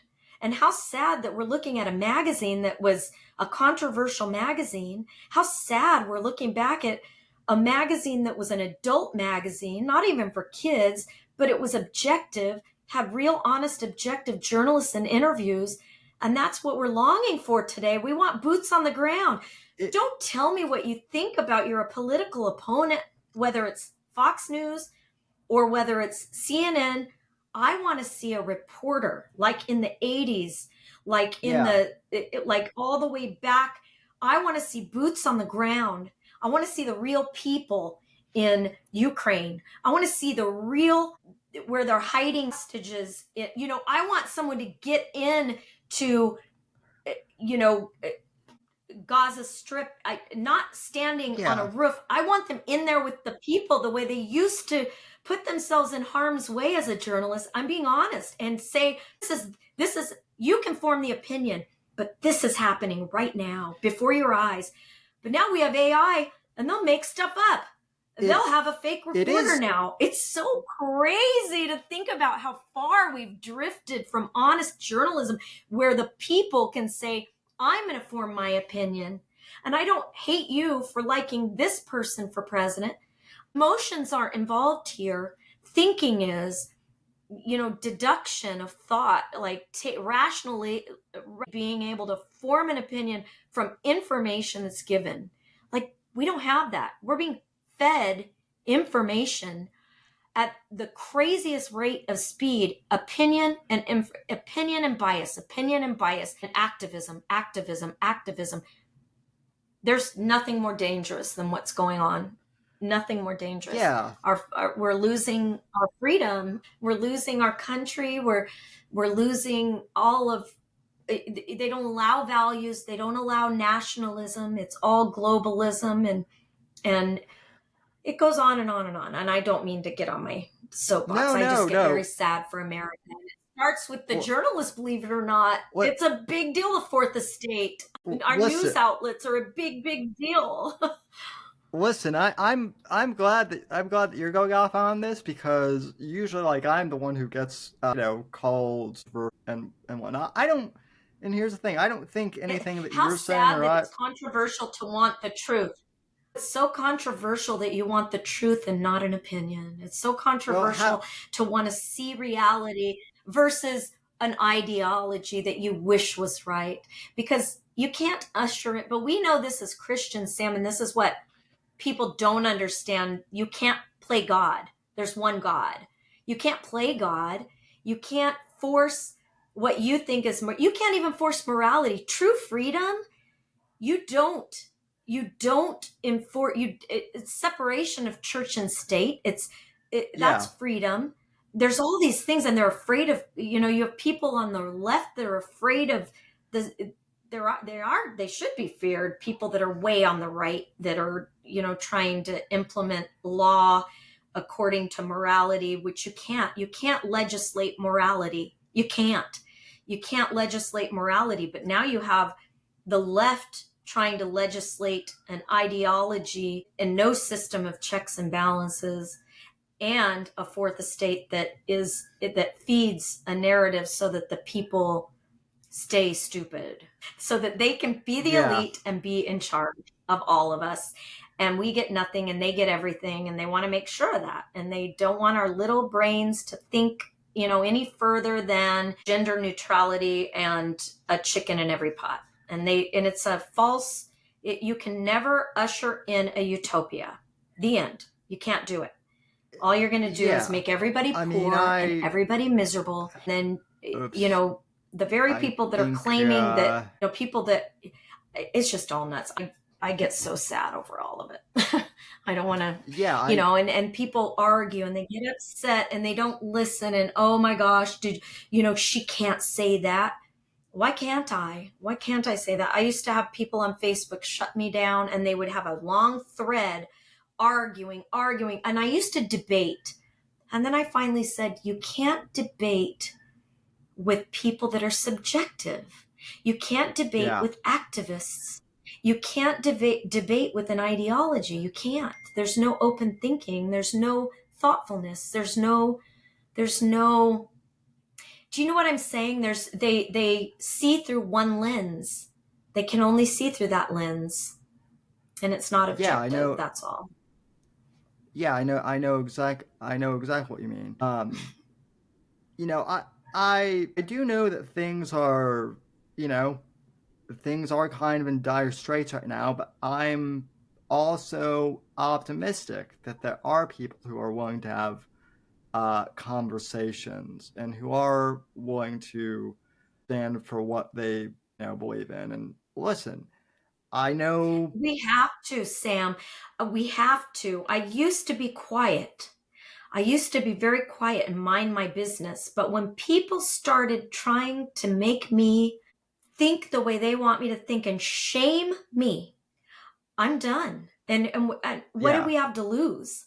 What do we have to lose? It's all going away. The nothing is coming. I watched Neverending Story Part 1 and Part 2 up at our property the other day.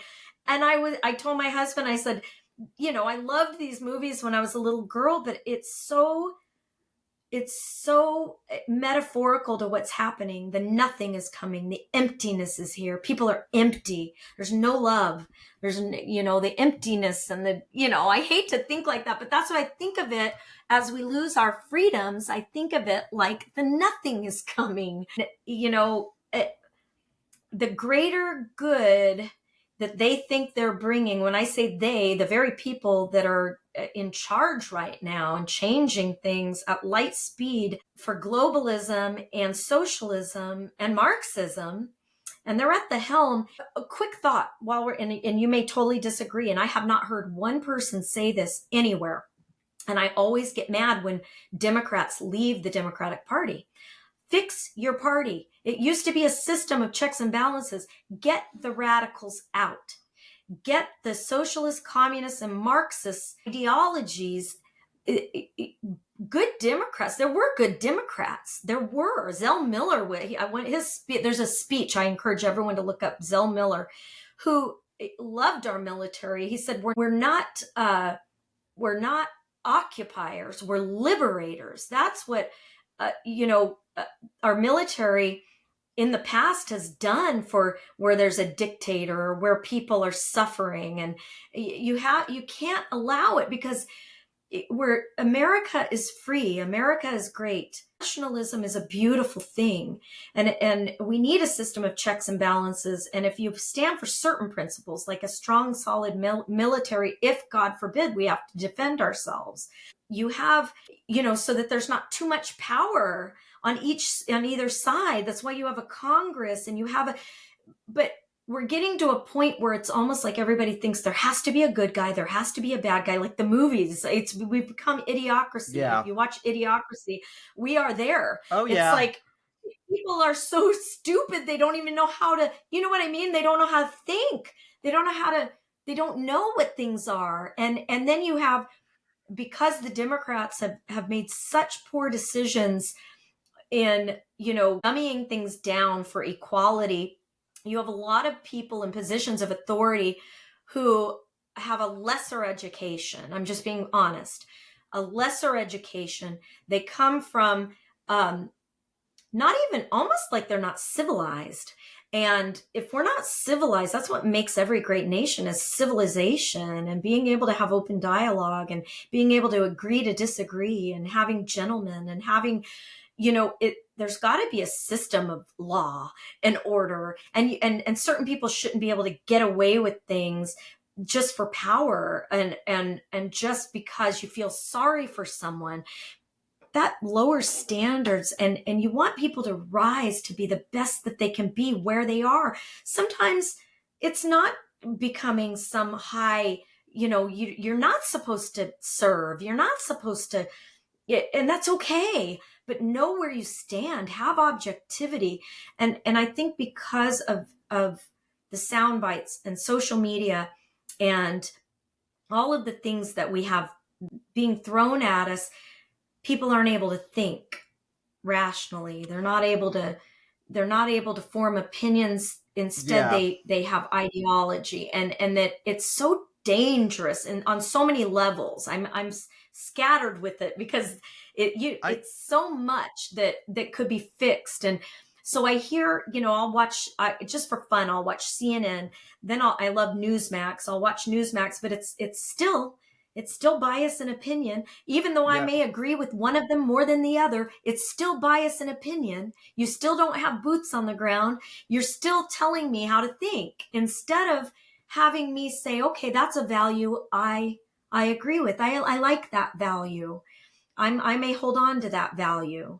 That's what makes a civilized society. Not, you should feel sorry for yourself because you're part of systemic racism. You should feel this way because you should feel sorry for yourself because of this, or you should, you're owed this because of this. How weak are we? Like, Yeah. Go to another country. I'd love to send all these protesters that are standing up for something they know nothing about. All eyes on Rafah. And I get it. It becomes emotional. You see a dead baby. You know that Ismail Haniyeh, the head of Hamas, do you know anything about Ishmael? Yeah. Yep. Ishmael Haniyeh, the head of Hamas, he has a 4 billion net worth. So here you have the head of a terrorist organization. Outwardly so, they rape women, they cut babies' heads off for real, they sincerely cut heads off. We are infidels. They absolutely go against homosexuality in the Muslim world. Whether they're radical Muslims or Muslims, they completely will kill their wives. That's in the Quran. Read the Quran. I also suggest everyone to read a book called The Islamic Invasion. It's a very good book. But Islam can't work in America. It can't. Sorry. I'm crazy to say that because there are good Muslims, right? Yes, there are. There are good people, right? But an ideology like that America would not exist. I hate to tell you, we would all have our heads cut off because that's what the Quran says. And I know Muslims that I love that would, they get upset when I say that. It's the truth. Read your Quran. Maybe you should read it. I had to have my face covered. But you have all of these young, radicalized people on campuses right now. And the reason it makes me so sick is because the only freedom in the Middle East is Israel. Without Israel, they allow Arabs, Muslim Arabs, to function in their court systems under a system of law very similar to ours. It's the only freedom they have. So I would love to take these college students, and including my friends in the entertainment industry that are posting all eyes on Rafah, all eyes on Rafah. I'm sorry, but the leaders of that country want this. $4 billion. He will not live in Rafah. The head of Hamas will not live in Rafah. He's too good. He has so much. He has protection. He has everything and billions. And then he barely doles it out to his radical followers. It's so sad. And they have nothing. They have nothing. And if you sent these protesters there, they would have nothing and they would have no freedom. And the fact that they're, eat the way they eat, walk the way they walk, that they're making a choice to be a homosexual or gender neutral, they would be completely murdered because that's a murderous religion. They murder you. They kill. They're full of hatred and bigotry beyond any other religion. And the radicals are so far. October 7th, do these people none of them posted anything about that very real attack that Hamas attacked them, and Israel's defending themselves. And the truth, and this is boots on the ground. If we had boots on the ground showing you, they hide their women and children in the targeted areas so that they can show it on the news. They hate their own people. They hate their own people. And then we have Americans posting on Instagram, dead babies. God forbid, it's horrible. But Israel has to defend itself. It has to defend itself and get the hostages. Nobody understands these things. And it makes you so sad because you have a propaganda machine for the enemy. It's all we have. And then you have idiots. They're giving money to a terror organization, including our own government, to allow its own people to be killed because they don't care, so that the world will feel sorry for them. And the only comfort, I told my friend who was posting a picture of a dead baby, its head was off, it was blown off. It's horrible. By Israel. The only thing I said is, my only comfort is that babies go straight to heaven. Children go straight to heaven. And this person doesn't know that, so I didn't tell them. They don't believe in Christ like we do, but those babies go to heaven and they won't grow up to kill each other. That's it. And that's God's grace. Anyway, I know that is so controversial and it shouldn't be, but whatever. Listen, I like the fact that you're the controversial one and not me, because I'm like I said, I don't think I'm that controversial, but we People live in think so because we live in weird times. I have a friend who I've known via Twitter now for years. She lives in Israel, and I was actually able to interview her last year, shortly after October 7th. And it was. I'll have to send you. I'll have to send it to Hmm. you. It was. Yeah, I'd love to listen. I'd love to listen. It was pretty. And what she had to say, just from the point of view of a civilian, Israeli. and yeah, and as a mother. Hmm. And is Israel perfect? No. Have they made Mm-mm. mistakes? Yes, but warfare is warfare. And if we're gonna hate, if we're gonna criticize Israel for what they're having to do, then we also have to criticize Hamas. You know, and the other thing, and I know this is controversial, but I'm sorry, I don't want Americans, involved in Mm-mm. the war if we can avoid it. Yes. I know that your daughter and I are the same age. Uh, we were both kids when 9/11 happened.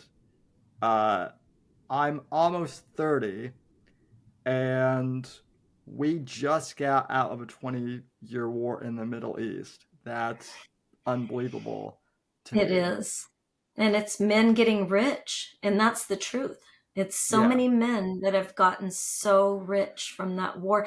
And it's something, and it's a war of ideology that, you can look at us now, we're very similar, not as bad where there's missiles.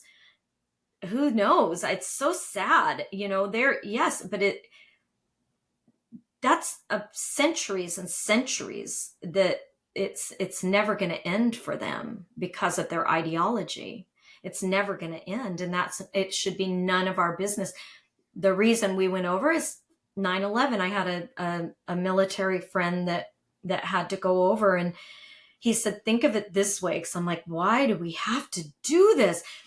He said, think of it this way, they attacked us, we have to go there to prevent more from coming here. We have to go head it off at the pass because there are these radicals, and I believe they do have cells here.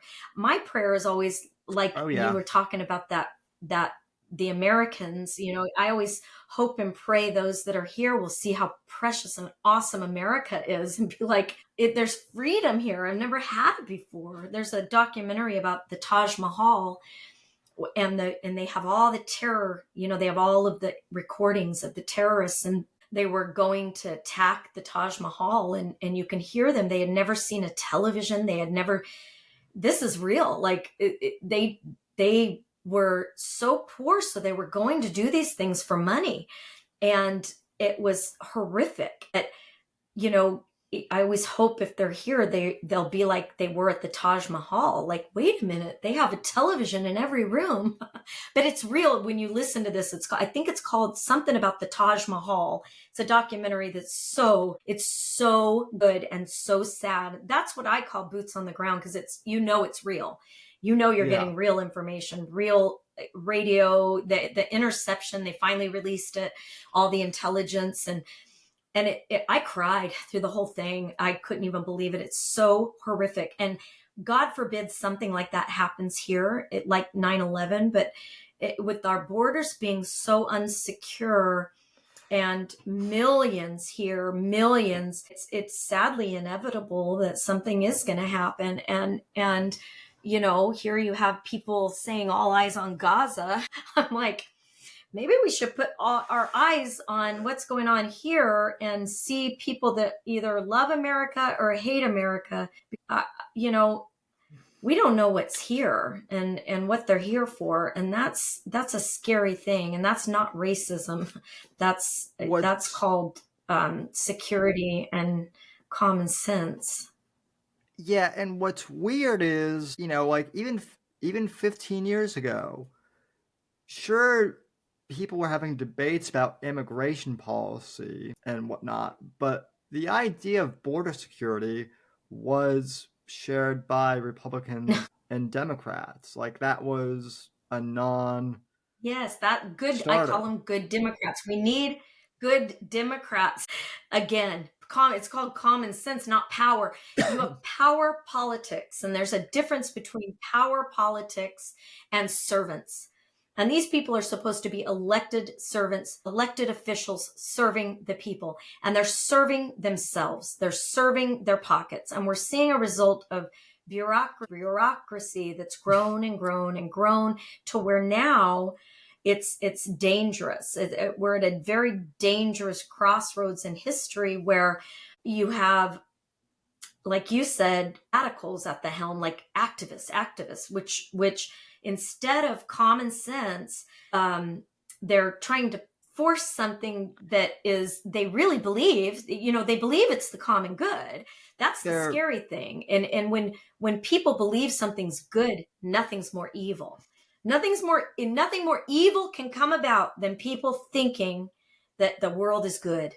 There's nothing more evil and sinister that's going to come from good people that really believe in something. And they're like, but the thing is, I really believe this with all my heart. And like you said, the bullshit meter, I think that they have opened the borders purposely because all of those are votes so that they can secure power forever. Like, I believe that with all my heart. Yeah. Because these people are going to be fed and sheltered and given money. And then you have veterans that are left in the street. I mean, you could go on and on about how sinister it is. Yeah. And then we're going to have crime that we can't handle. We're going to have welfare we can't cover. We're going to collapse. A nation can't do what we're doing. It will collapse. Every great nation rises and falls. Rome was one of the greatest nations. If you read all about Rome, we're very similar but greater. America is the longest of any empire, and we are supposed to be a republic, not a democracy. And this is where people get it wrong. That's right. This is they keep saying to each other on both sides, that's a threat to democracy, a threat to democracy. You know what a threat to democracy is? A democracy. We're supposed to be a republic with a system of checks and balances. We're supposed to be a civilized country that law and order is important, but what happens with a democracy, you end up with the stupidest people, I'm being honest, the dumbest human beings at the helm, and they end up being dictators. You end up with thugs at the helm of every democracy. A democracy doesn't work into history. It's being dissolved before our eyes because it's not a democracy. You have the most powerful people, and I don't mean to be mean, but they're not enlightened people. They're dumb people that think they're smart. They're arrogant dictators, just like every dictator. They think they know the common good for the people, and the people are stupid. They're no longer servants for the good. They lord their power over the weak. And that's what we have. And it's terrifying. And that's what a democracy is. And I'm sad that we don't know that. The people aren't taught that, what a republic is versus we're one republic. And it should be that way. And and nationalism is a good thing. And it causes borders, and it causes another country to be independent on their own and their business, and us to have our business. You know what I mean? And I love that we have states' rights, and even I could go on and on. I don't know why I'm blabbing on this stuff. I'm not a political person, but I get sad because I feel like people are very uneducated, and I get sad for what's happening to our country because it's a lot of idiots that are very wealthy, and it's like they take a bribe, and they don't care about us. They don't care about us. They care about their power and their money, and they're going to get it, and they're going to politicize it. I think Dennis Quaid said it best. I heard him the other day, and I was shocked because Hollywood will frown on him. When you politicize, when you weaponize the courts the way they've done, and there's not a court of your peers. They're not your peers. They're not your peers when they politically are leaning one way, every single one of them. Every single one of them look at them, and they won't allow you to see into the court. There was a reason they don't allow you to see into the court, because there was not only a bias with each one of them. And I don't love Trump. I don't like his personality, but it's the principle that if this happens, once my only hope is that their crimes fall back on their heads, because they're binding the hands of a political opponent. It was like, here was someone that never was going to run for the presidency, and now he's being put through a kangaroo court of arrogant, stupid, they're not, and they are stupid. They're not, it's odd. They don't have honest objectivity, and they're not what is the word? They're not objective. And they're not objective, but there's a word that the courts, go by, that you're supposed to, and it's a law for them. They're supposed to have expediency, not expediency. It's another word, and I don't know why it left my head. I've been talking to my husband about it, but they don't have it, and it's evil. It's like, my gosh, my friend goes, I can't believe he was convicted on all 34 accounts, or indicted and convicted on all 34 accounts. I said, of course he was. That's what they wanted to do, and they did it. They did what they wanted. It's that simple. Like, of course they did. There was not one person in there that was objective or had the law, not the law of expediency. I'll think of it. They had not prudence, where they're just looking at the law. They're not looking at the person. They're looking at the laws, really looking at the laws. It's a word I'll think of later, but sure, none of them functioned by it. And I feel like they should all go to jail for that. Sure. It would be like if I'm not one of your peers sitting in court. If I say it was a prostitute, and I hate prostitutes. I hate them. I hate prostitutes. I've been outspoken about it, and I put money into people that persecute prostitution. I'm just making an example, and I have a real bias, and my something happened in my family that makes me hate them even more. All I'm going to do is sit there and prosecute this person. That's all I'm going to do. I'm going to find anything wrong. And it's even bigger than that. You have someone that's, it's crazy. I just don't believe anything anymore. And it's terrifying. Can I ask, since you brought up the court, the whole kangaroo court thing, I wasn't initially going to bring this up, but you broached... I don't know where it came from. Sorry. No, it's okay.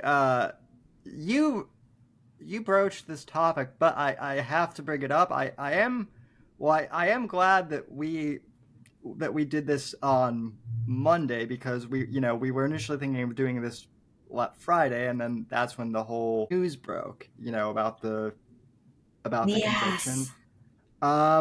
And in all of the news articles that I read, both Barbara Moore, who I know who you know, and Karen McDougal, both of them were brought up in various articles. And let me just say from the outset, I don't know what their relationship with him was like, and I don't care. People have asked me to comment on it, and I don't know anything, so I know that Karen had a relationship with him that she's outspoken about. I think Barbara dated him a little bit, but those are things way before he even knew he was going to become president, in his defense. Another thing is, it's like people do not only change or get married and move on or whatever. He's not a perfect man. Again, back to Hugh Hefner. I don't think that, a lot of people are like, oh, he's disgusting womanizer, blah, blah, blah. I don't believe the allegations against him either, because women fell at his feet, not because of his money. I'm just being real, his money and his power.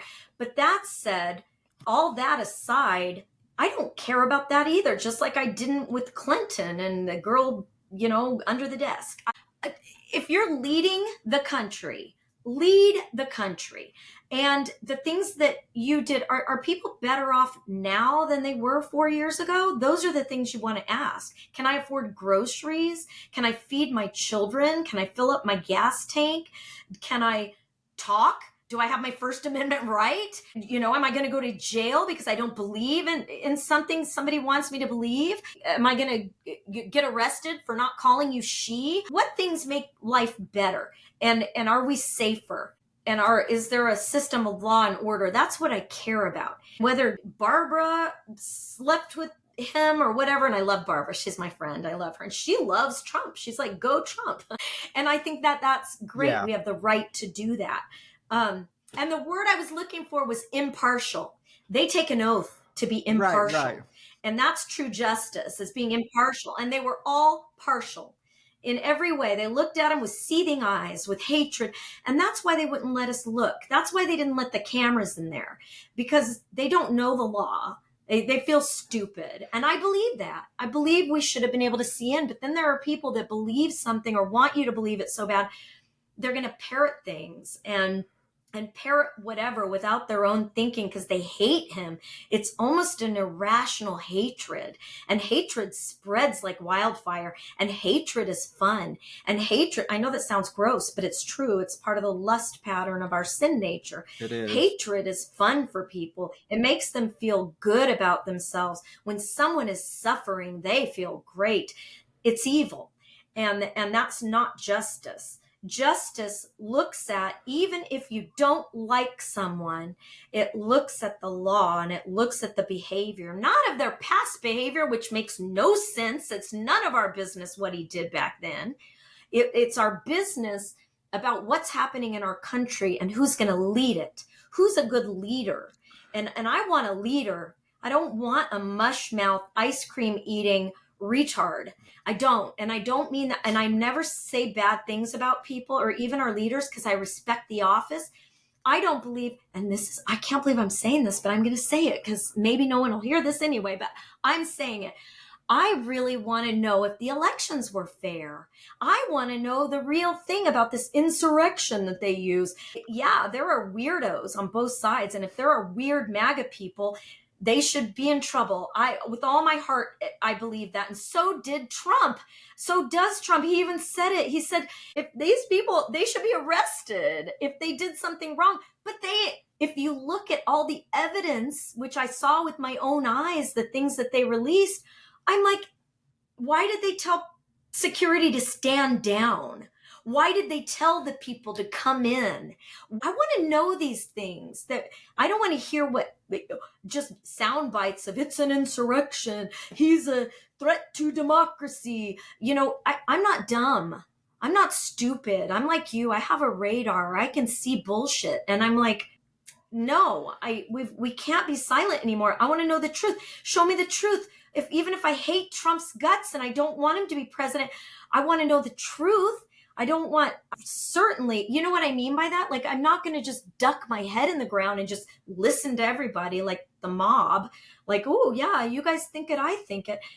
And then also, it's like, I saw with my own eyes that I believe to be real, those vote harvesters. And then how in the world, if they really recorded all of those votes and it's more votes than anybody's ever voted, I don't believe it. Because I knew people that had always voted Democrat personally that voted for Trump. So all of us really thought he had it. I mean, when you saw all the people. So I do question that. And that's my American right to question. Yeah. I feel like we should have paper ballots and whoever wins. I get that. But I just, in my heart of hearts, don't believe what is at the helm of, the leader of the free world is our leader of the free world. I don't feel like he really is. He's not.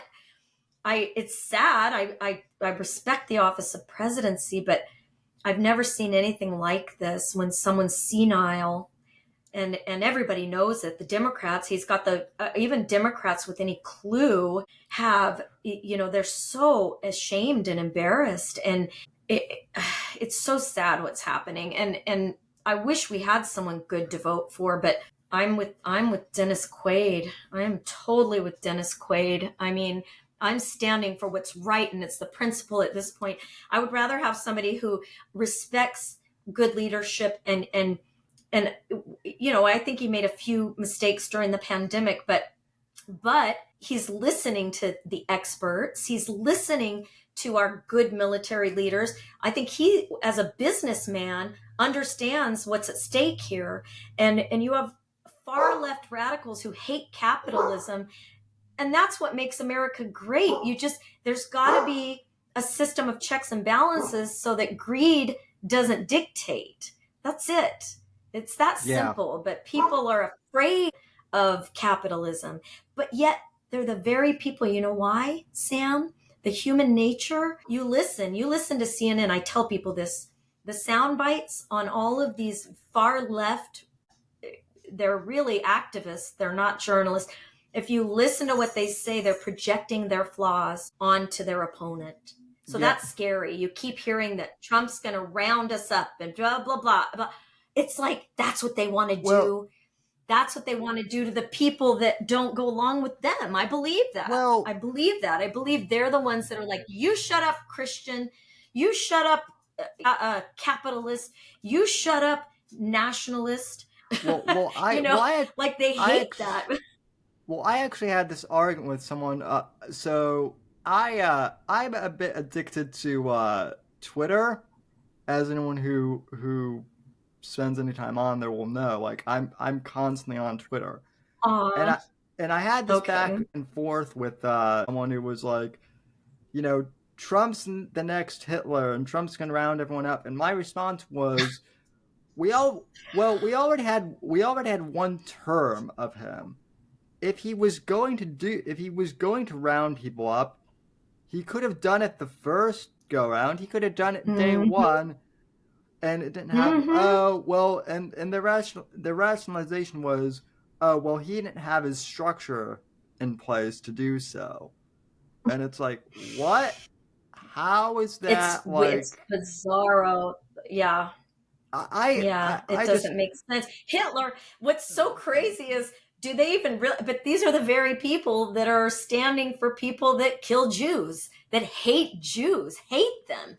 It's so bizarre to me that, these are people that are standing for anti-Semitism, if you look into it very deeply, but are calling Trump, who loves America, was very patriotic. That's not Nazi communism.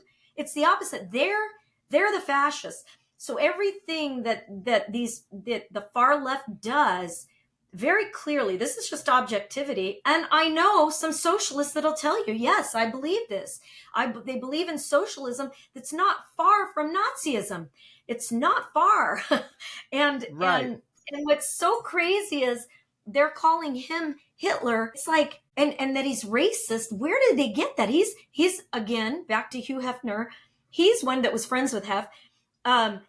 That made black women very wealthy, like put them in business, helped them with businesses, or wanted them to succeed. He wants people to succeed. That's the reality of it. And so where they're coming from, it doesn't make sense to me where they're coming from, Sam. And when they say these things, I'm just like, that is so scary that they think someone that wants to make America great again, which, think of that. That's a beautiful thing, to make America great again, because it's not anymore. I'm just being honest. Like, I look around and we've never had such homeless in where I live, homeless and crime and no accountability.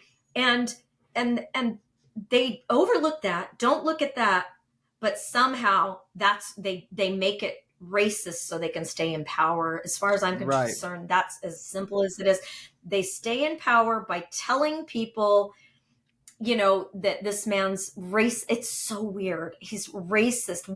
Like, show me where he's ever said white pride. When has he ever said, it doesn't even make sense. Hitler was vile. He killed 6 million Jews, killed them, 6 million, had them annihilated. Like, how can you compare that? That's almost, well, to me, it is satanic. It's demonic. It's evil. It's from the pits of hell. If you say that American nationalism, which is every color, the melting pot, it's every culture, every religion, that's what America is supposed to be. but we stand for a country that's free under one flag, that's beautiful. Every American, wherever they come from, every race, creed, all of it. That's what he stood for in every sense of the word. And then they shut people's mouths that, especially they don't want to hear an intelligent Black person that loves America. They don't want to, they push the Larry Elders out. They push people who have common sense out and don't want anyone to hear them. Yeah. So crazy, because we have great Americans and they don't look at their skin color. They don't, anything, or disabilities. Nobody looks at that. If you're functioning right with America, you don't. Right. You look at what's fundamentally right, and that should be all of us as responsible Americans. And there are a lot of Democrats speaking out right now about what's going on with weaponizing the courts, because it's coming back to them. You don't want this. You don't want to open this Pandora's box. You don't want to do it. So, a lot of them are speaking out saying that, they're partial. This is not an impartial court. This is not, it's all obvious. And then you have a president that's smiling on the, I saw him grin when they said, what do you think about the verdict? And he thinks it's funny. And that's,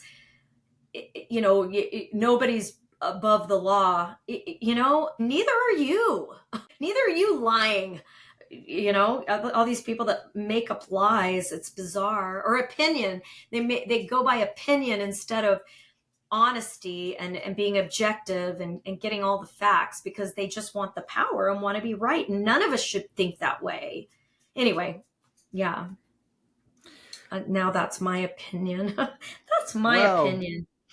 Boy, well, if I know, you and want... I probably better let you go. It's already 2:00. I have to feed my dogs. No, it's fine. I've enjoyed having you. I didn't know we were on this long, Sam. It's so fun talking to you. Yeah, likewise. I enjoyed having you. And you're welcome back anytime. I love this. Me too. This was fun. And I guess one last question I have is do you have anything you'd like to promote, or anything I'd like to what? To promote, or where can people find the Bunny you? Chronicles. We haven't been real consistent. I ended up with breast cancer, and that kind of threw us for a loop. But anyway, yeah, the Bunny Chronicles. It's on most platforms. What else? I don't have very many followers on Instagram. My original Instagram was hacked a long time ago. Let's see.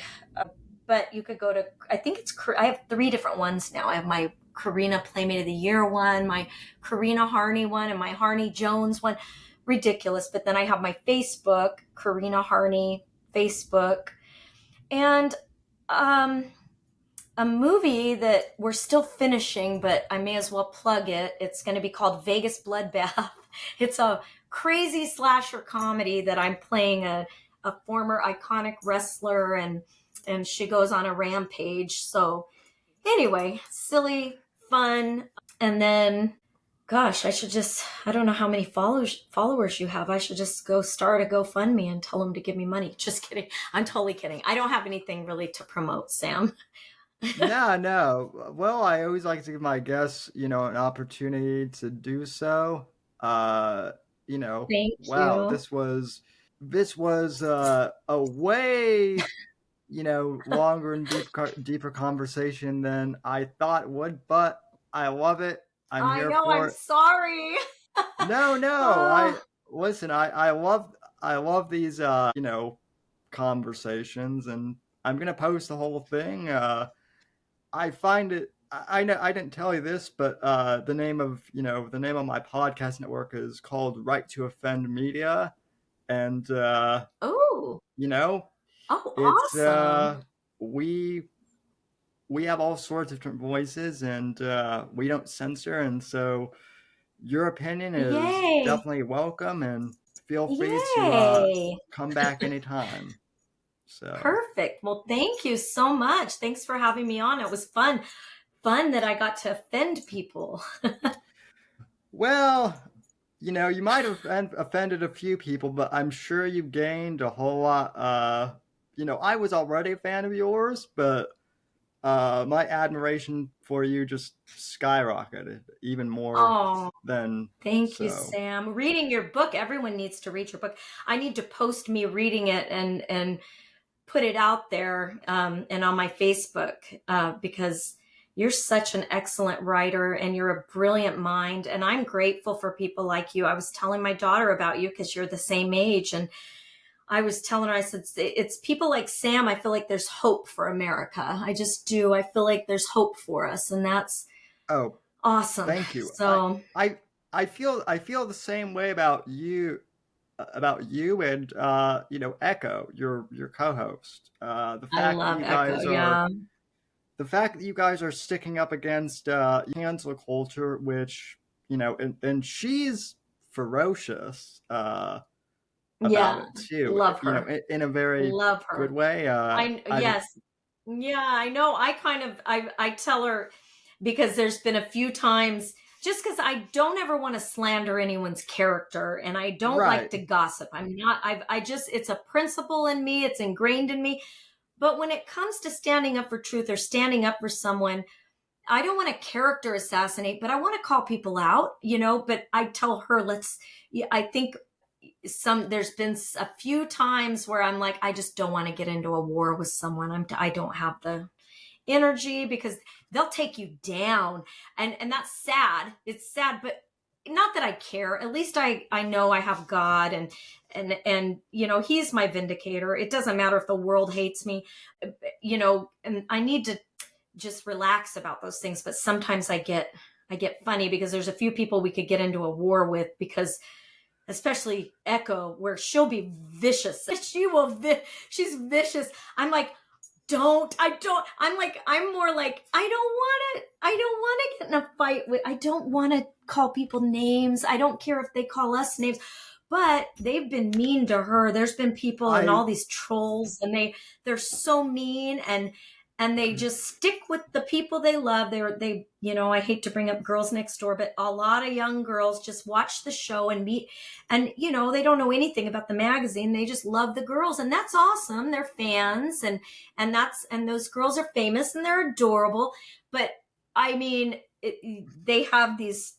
Already, we're getting trolls and people saying, "Look at you guys are old," and blah blah blah, and calling us fat and old, and whatever. And yeah, it's just yeah. superficial and it's silly, but they have their fangirls and they don't want, they just believe anything they hear from their people that they admire. That's it. Well, a lot of them are also probably mad because their boyfriends and or husbands, like Playboy, and for some reason that makes them insecure, and Yeah.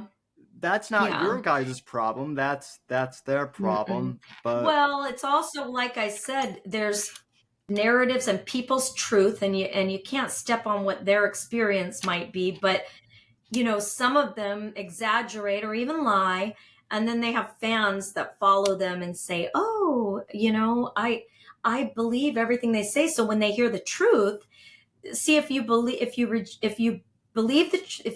a lie, you reject the truth, or other way around. When you reject the truth, you believe the lie. That's right, just sadly common sense. People don't realize, but if you reject the truth, you believe the lie in anything.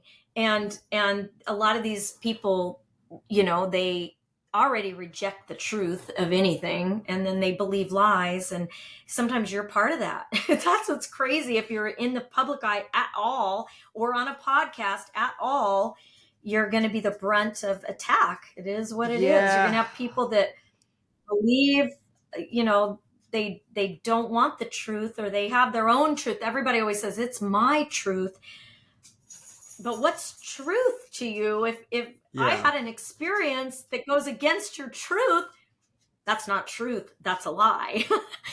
You know what I mean? And then these young girls that are listening to these liars, and they are liars and exaggerators, and then and manipulators and narcissists, they listen to that, and then the people who are narcissists say that other people are narcissists. That's what's going on out there. It cracks me up. Sometimes I listen and I go, oh my gosh, that's a real narcissist calling someone else a narcissist. And then these young girls are like, I love her. She's perfect. And I know that she's right. So you guys are lying. Hef was a rapist and a this and a that. And it's like, oh my gosh, I didn't even know I'd be defending a dead man here, but here we are, Sam. Yeah, I never thought so either. So, but So it's just, is what it is. But I it was so good being on your show. Yeah, I never thought have to defend the fact that I like women, and there's nothing wrong with that. But here we are. Yeah. It's just you weird times, I guess. You disgusting. You're so gross, Sam, that you find women attractive. That's so weird. You should find men attractive. You should find men that think they're women think they're women. You should find those men attractive only. Yeah. Yeah. When Playboy put that cover out after Hef died, I was like, okay, it's. Well, Hef would have had nothing to do with that. He knew what the hot-blooded American male liked. He knew what the hot-blooded American male liked, and there's nothing wrong with masculinity and a man finding a real feminine woman attractive. Well, that's the other thing is people are like, well, Hef was for LGBT rights, and it's like, well, yes, he might have been, but he was also a businessman and understood his target demographics. This is also he knew what sold that magazine. Absolutely. Well, the Sports Illustrated heterosexual males. Sorry, it was heterosexual males and he had every right under freedom to make a magazine like that and to make all of the money that he made. And no one should take down an empire, which they did by putting, well, for one thing, I have a friend that transitioned. When I say friend, we're not like good friends or anything, but transitioned. And we had a conversation because at least they were objective. Here you go. And she was a beautiful girl, tiny little thing, took hormones, which I don't even, that's a whole other subject, Sam, because I don't wish hormone problems on anyone. All of us going through menopause, it's horrific. Why would you take hormones and do weird things to your body? Our hormones are a big deal. Our hormones matter, and we're made a certain way. So that said, a lot of these doctors are horrible. Aside from being butchers, they're putting hormones in young people whose brains aren't even, because of their hormones, they're not making rational decisions anyway. And in their 20s to give someone hormones. So I have a friend that was transitioning, taking testosterone, turning into a dude, all the hair. But I said, I could be very honest with this person that's about your age. And I said, I said, and I said it in a kind way, because I never want to hurt anyone's feelings, but I said, in a way, you're a liar. And I was still calling her she, that became he. He, whatever, said to me, or not whatever, they want to be respected as he now. So he said, what do you mean a liar? I said, well, are you right off the bat telling people I'm really, I've transitioned from female? And he said, why would I have to do that? I said, because you don't have a penis. Like, that simple. You don't have a penis. That's why. And she said, well, it shouldn't matter if someone loves you. I said, it does. And I said, because if you fall in love or make someone fall in love with you and they think that you're a man and they fall madly in love with you and their whole desire, they want to have a family and kids, and you can't give them kids, and then you didn't tell them up front, if you're a liar. If somebody did that to me, if my husband was really a female and I fell in love with him and I really thought he's it, and even if as a Christian, if you were saving yourself for marriage, and then all of a sudden you're in the bedroom and you're like, what the hell? Like, what? Yeah. It's mind-blowingly wrong. That's a liar. That's a mind F. That is you're basically a liar. You have to tell someone up front to be fair and to be right. Anyway, this same person ended up in an all-male job and didn't even understand the psychology of male versus female, and was never in a No. room of just males as a male. So it came over to because it was my daughter's friend, and was mortified and said, I did not know guys were this gross. I didn't know guys were this gross.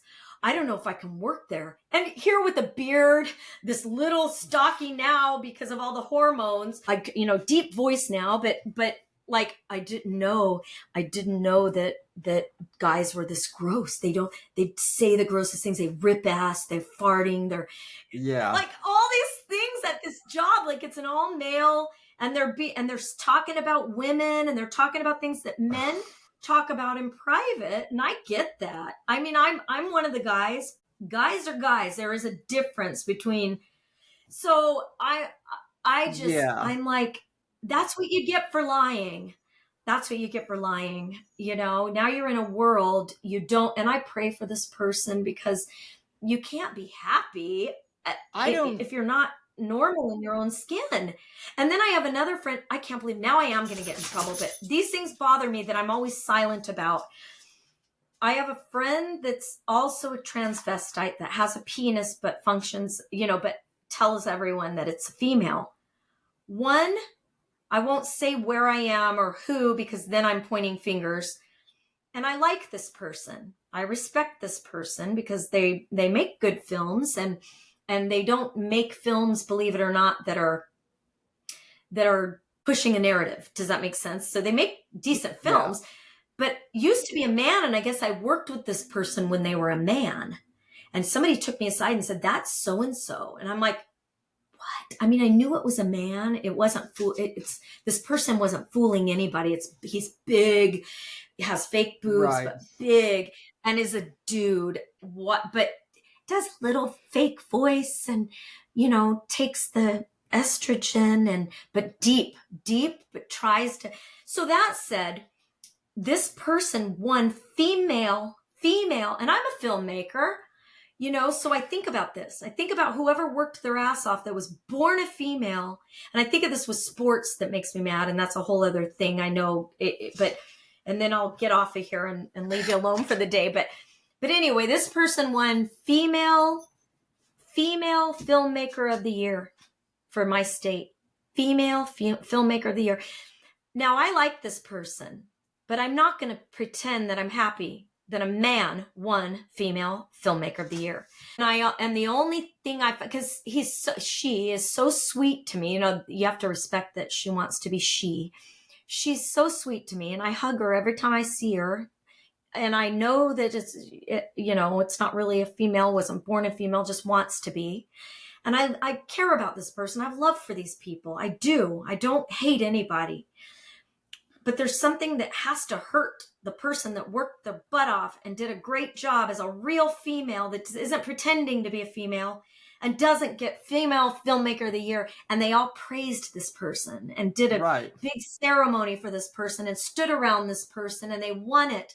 And they're so proud and outspoken about it. And to me, it's back to my other friend that went from female to male, but not really, because that one has a penis and this one still has a vagina. To me, that you're lying. I would be embarrassed. I would be embarrassed to take that award. Do you know what I mean? I would be embarrassed if I was pretending to be a man and I won, but it's always the men that win. The women don't. The men still win. The women won't. If a woman tries to go into male sports as a woman be pretending to be a man, she's going to lose no matter what. Every sport, a real female, if she's looks like a male or not, is going to lose. Hands down, every sport. Anything a female does in a man's world, even if she tries to pretend to look like a female and gender swaps or whatever they're doing these days and calls herself he, she's still going to lose. She would have won. She's going to lose. She's not going to win in a man's world. She's not going to win male filmmaker of the world of the year. Do you know what I mean? Like, that's real. Gender's real.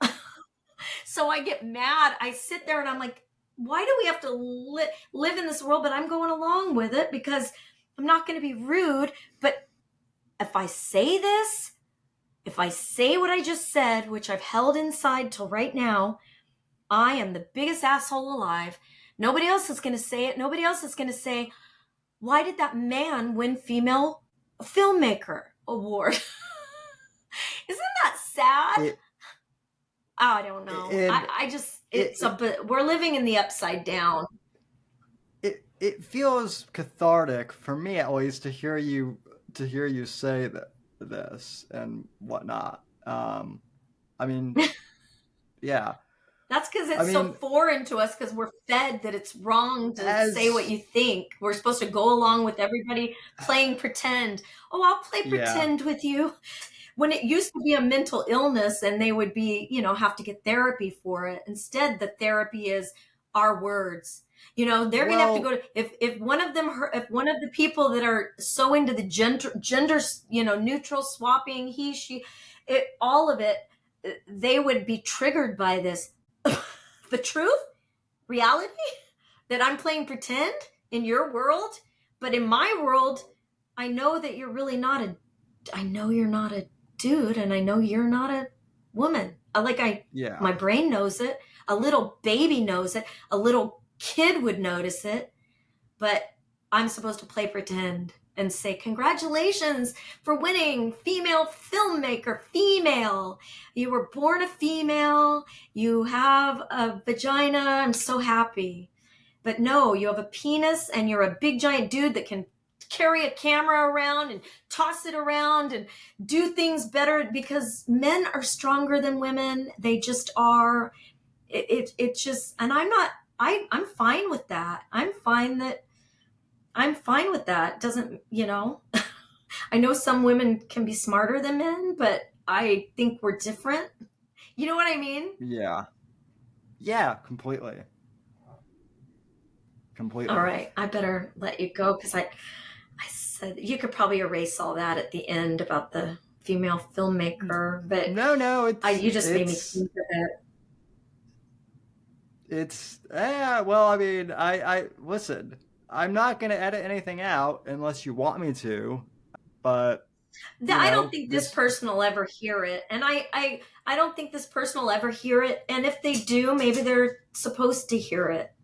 I don't know. I Maybe they'll hate me forever. And I love them. I love people. Do you know what I mean? I yeah, don't hate anyone, but I want to be able to think those thoughts I just said because that's what I think. I don't want someone to hate me for what I think.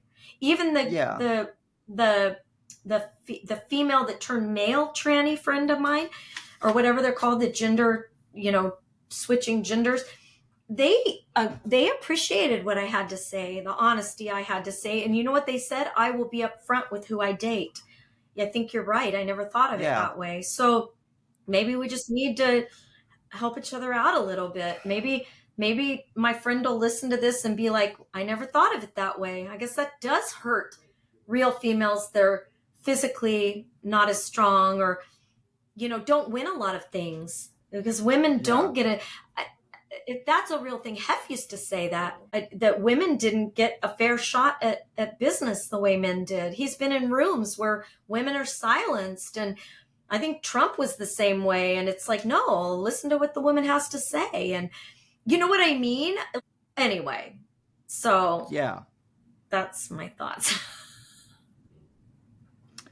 Well, we've certainly covered a lot of ground. I think we've just about burnt every sacred cow there is, to the ground, and I enjoyed This will it probably be a personally. 3-part podcast. You'll have to do this in a 3 parts.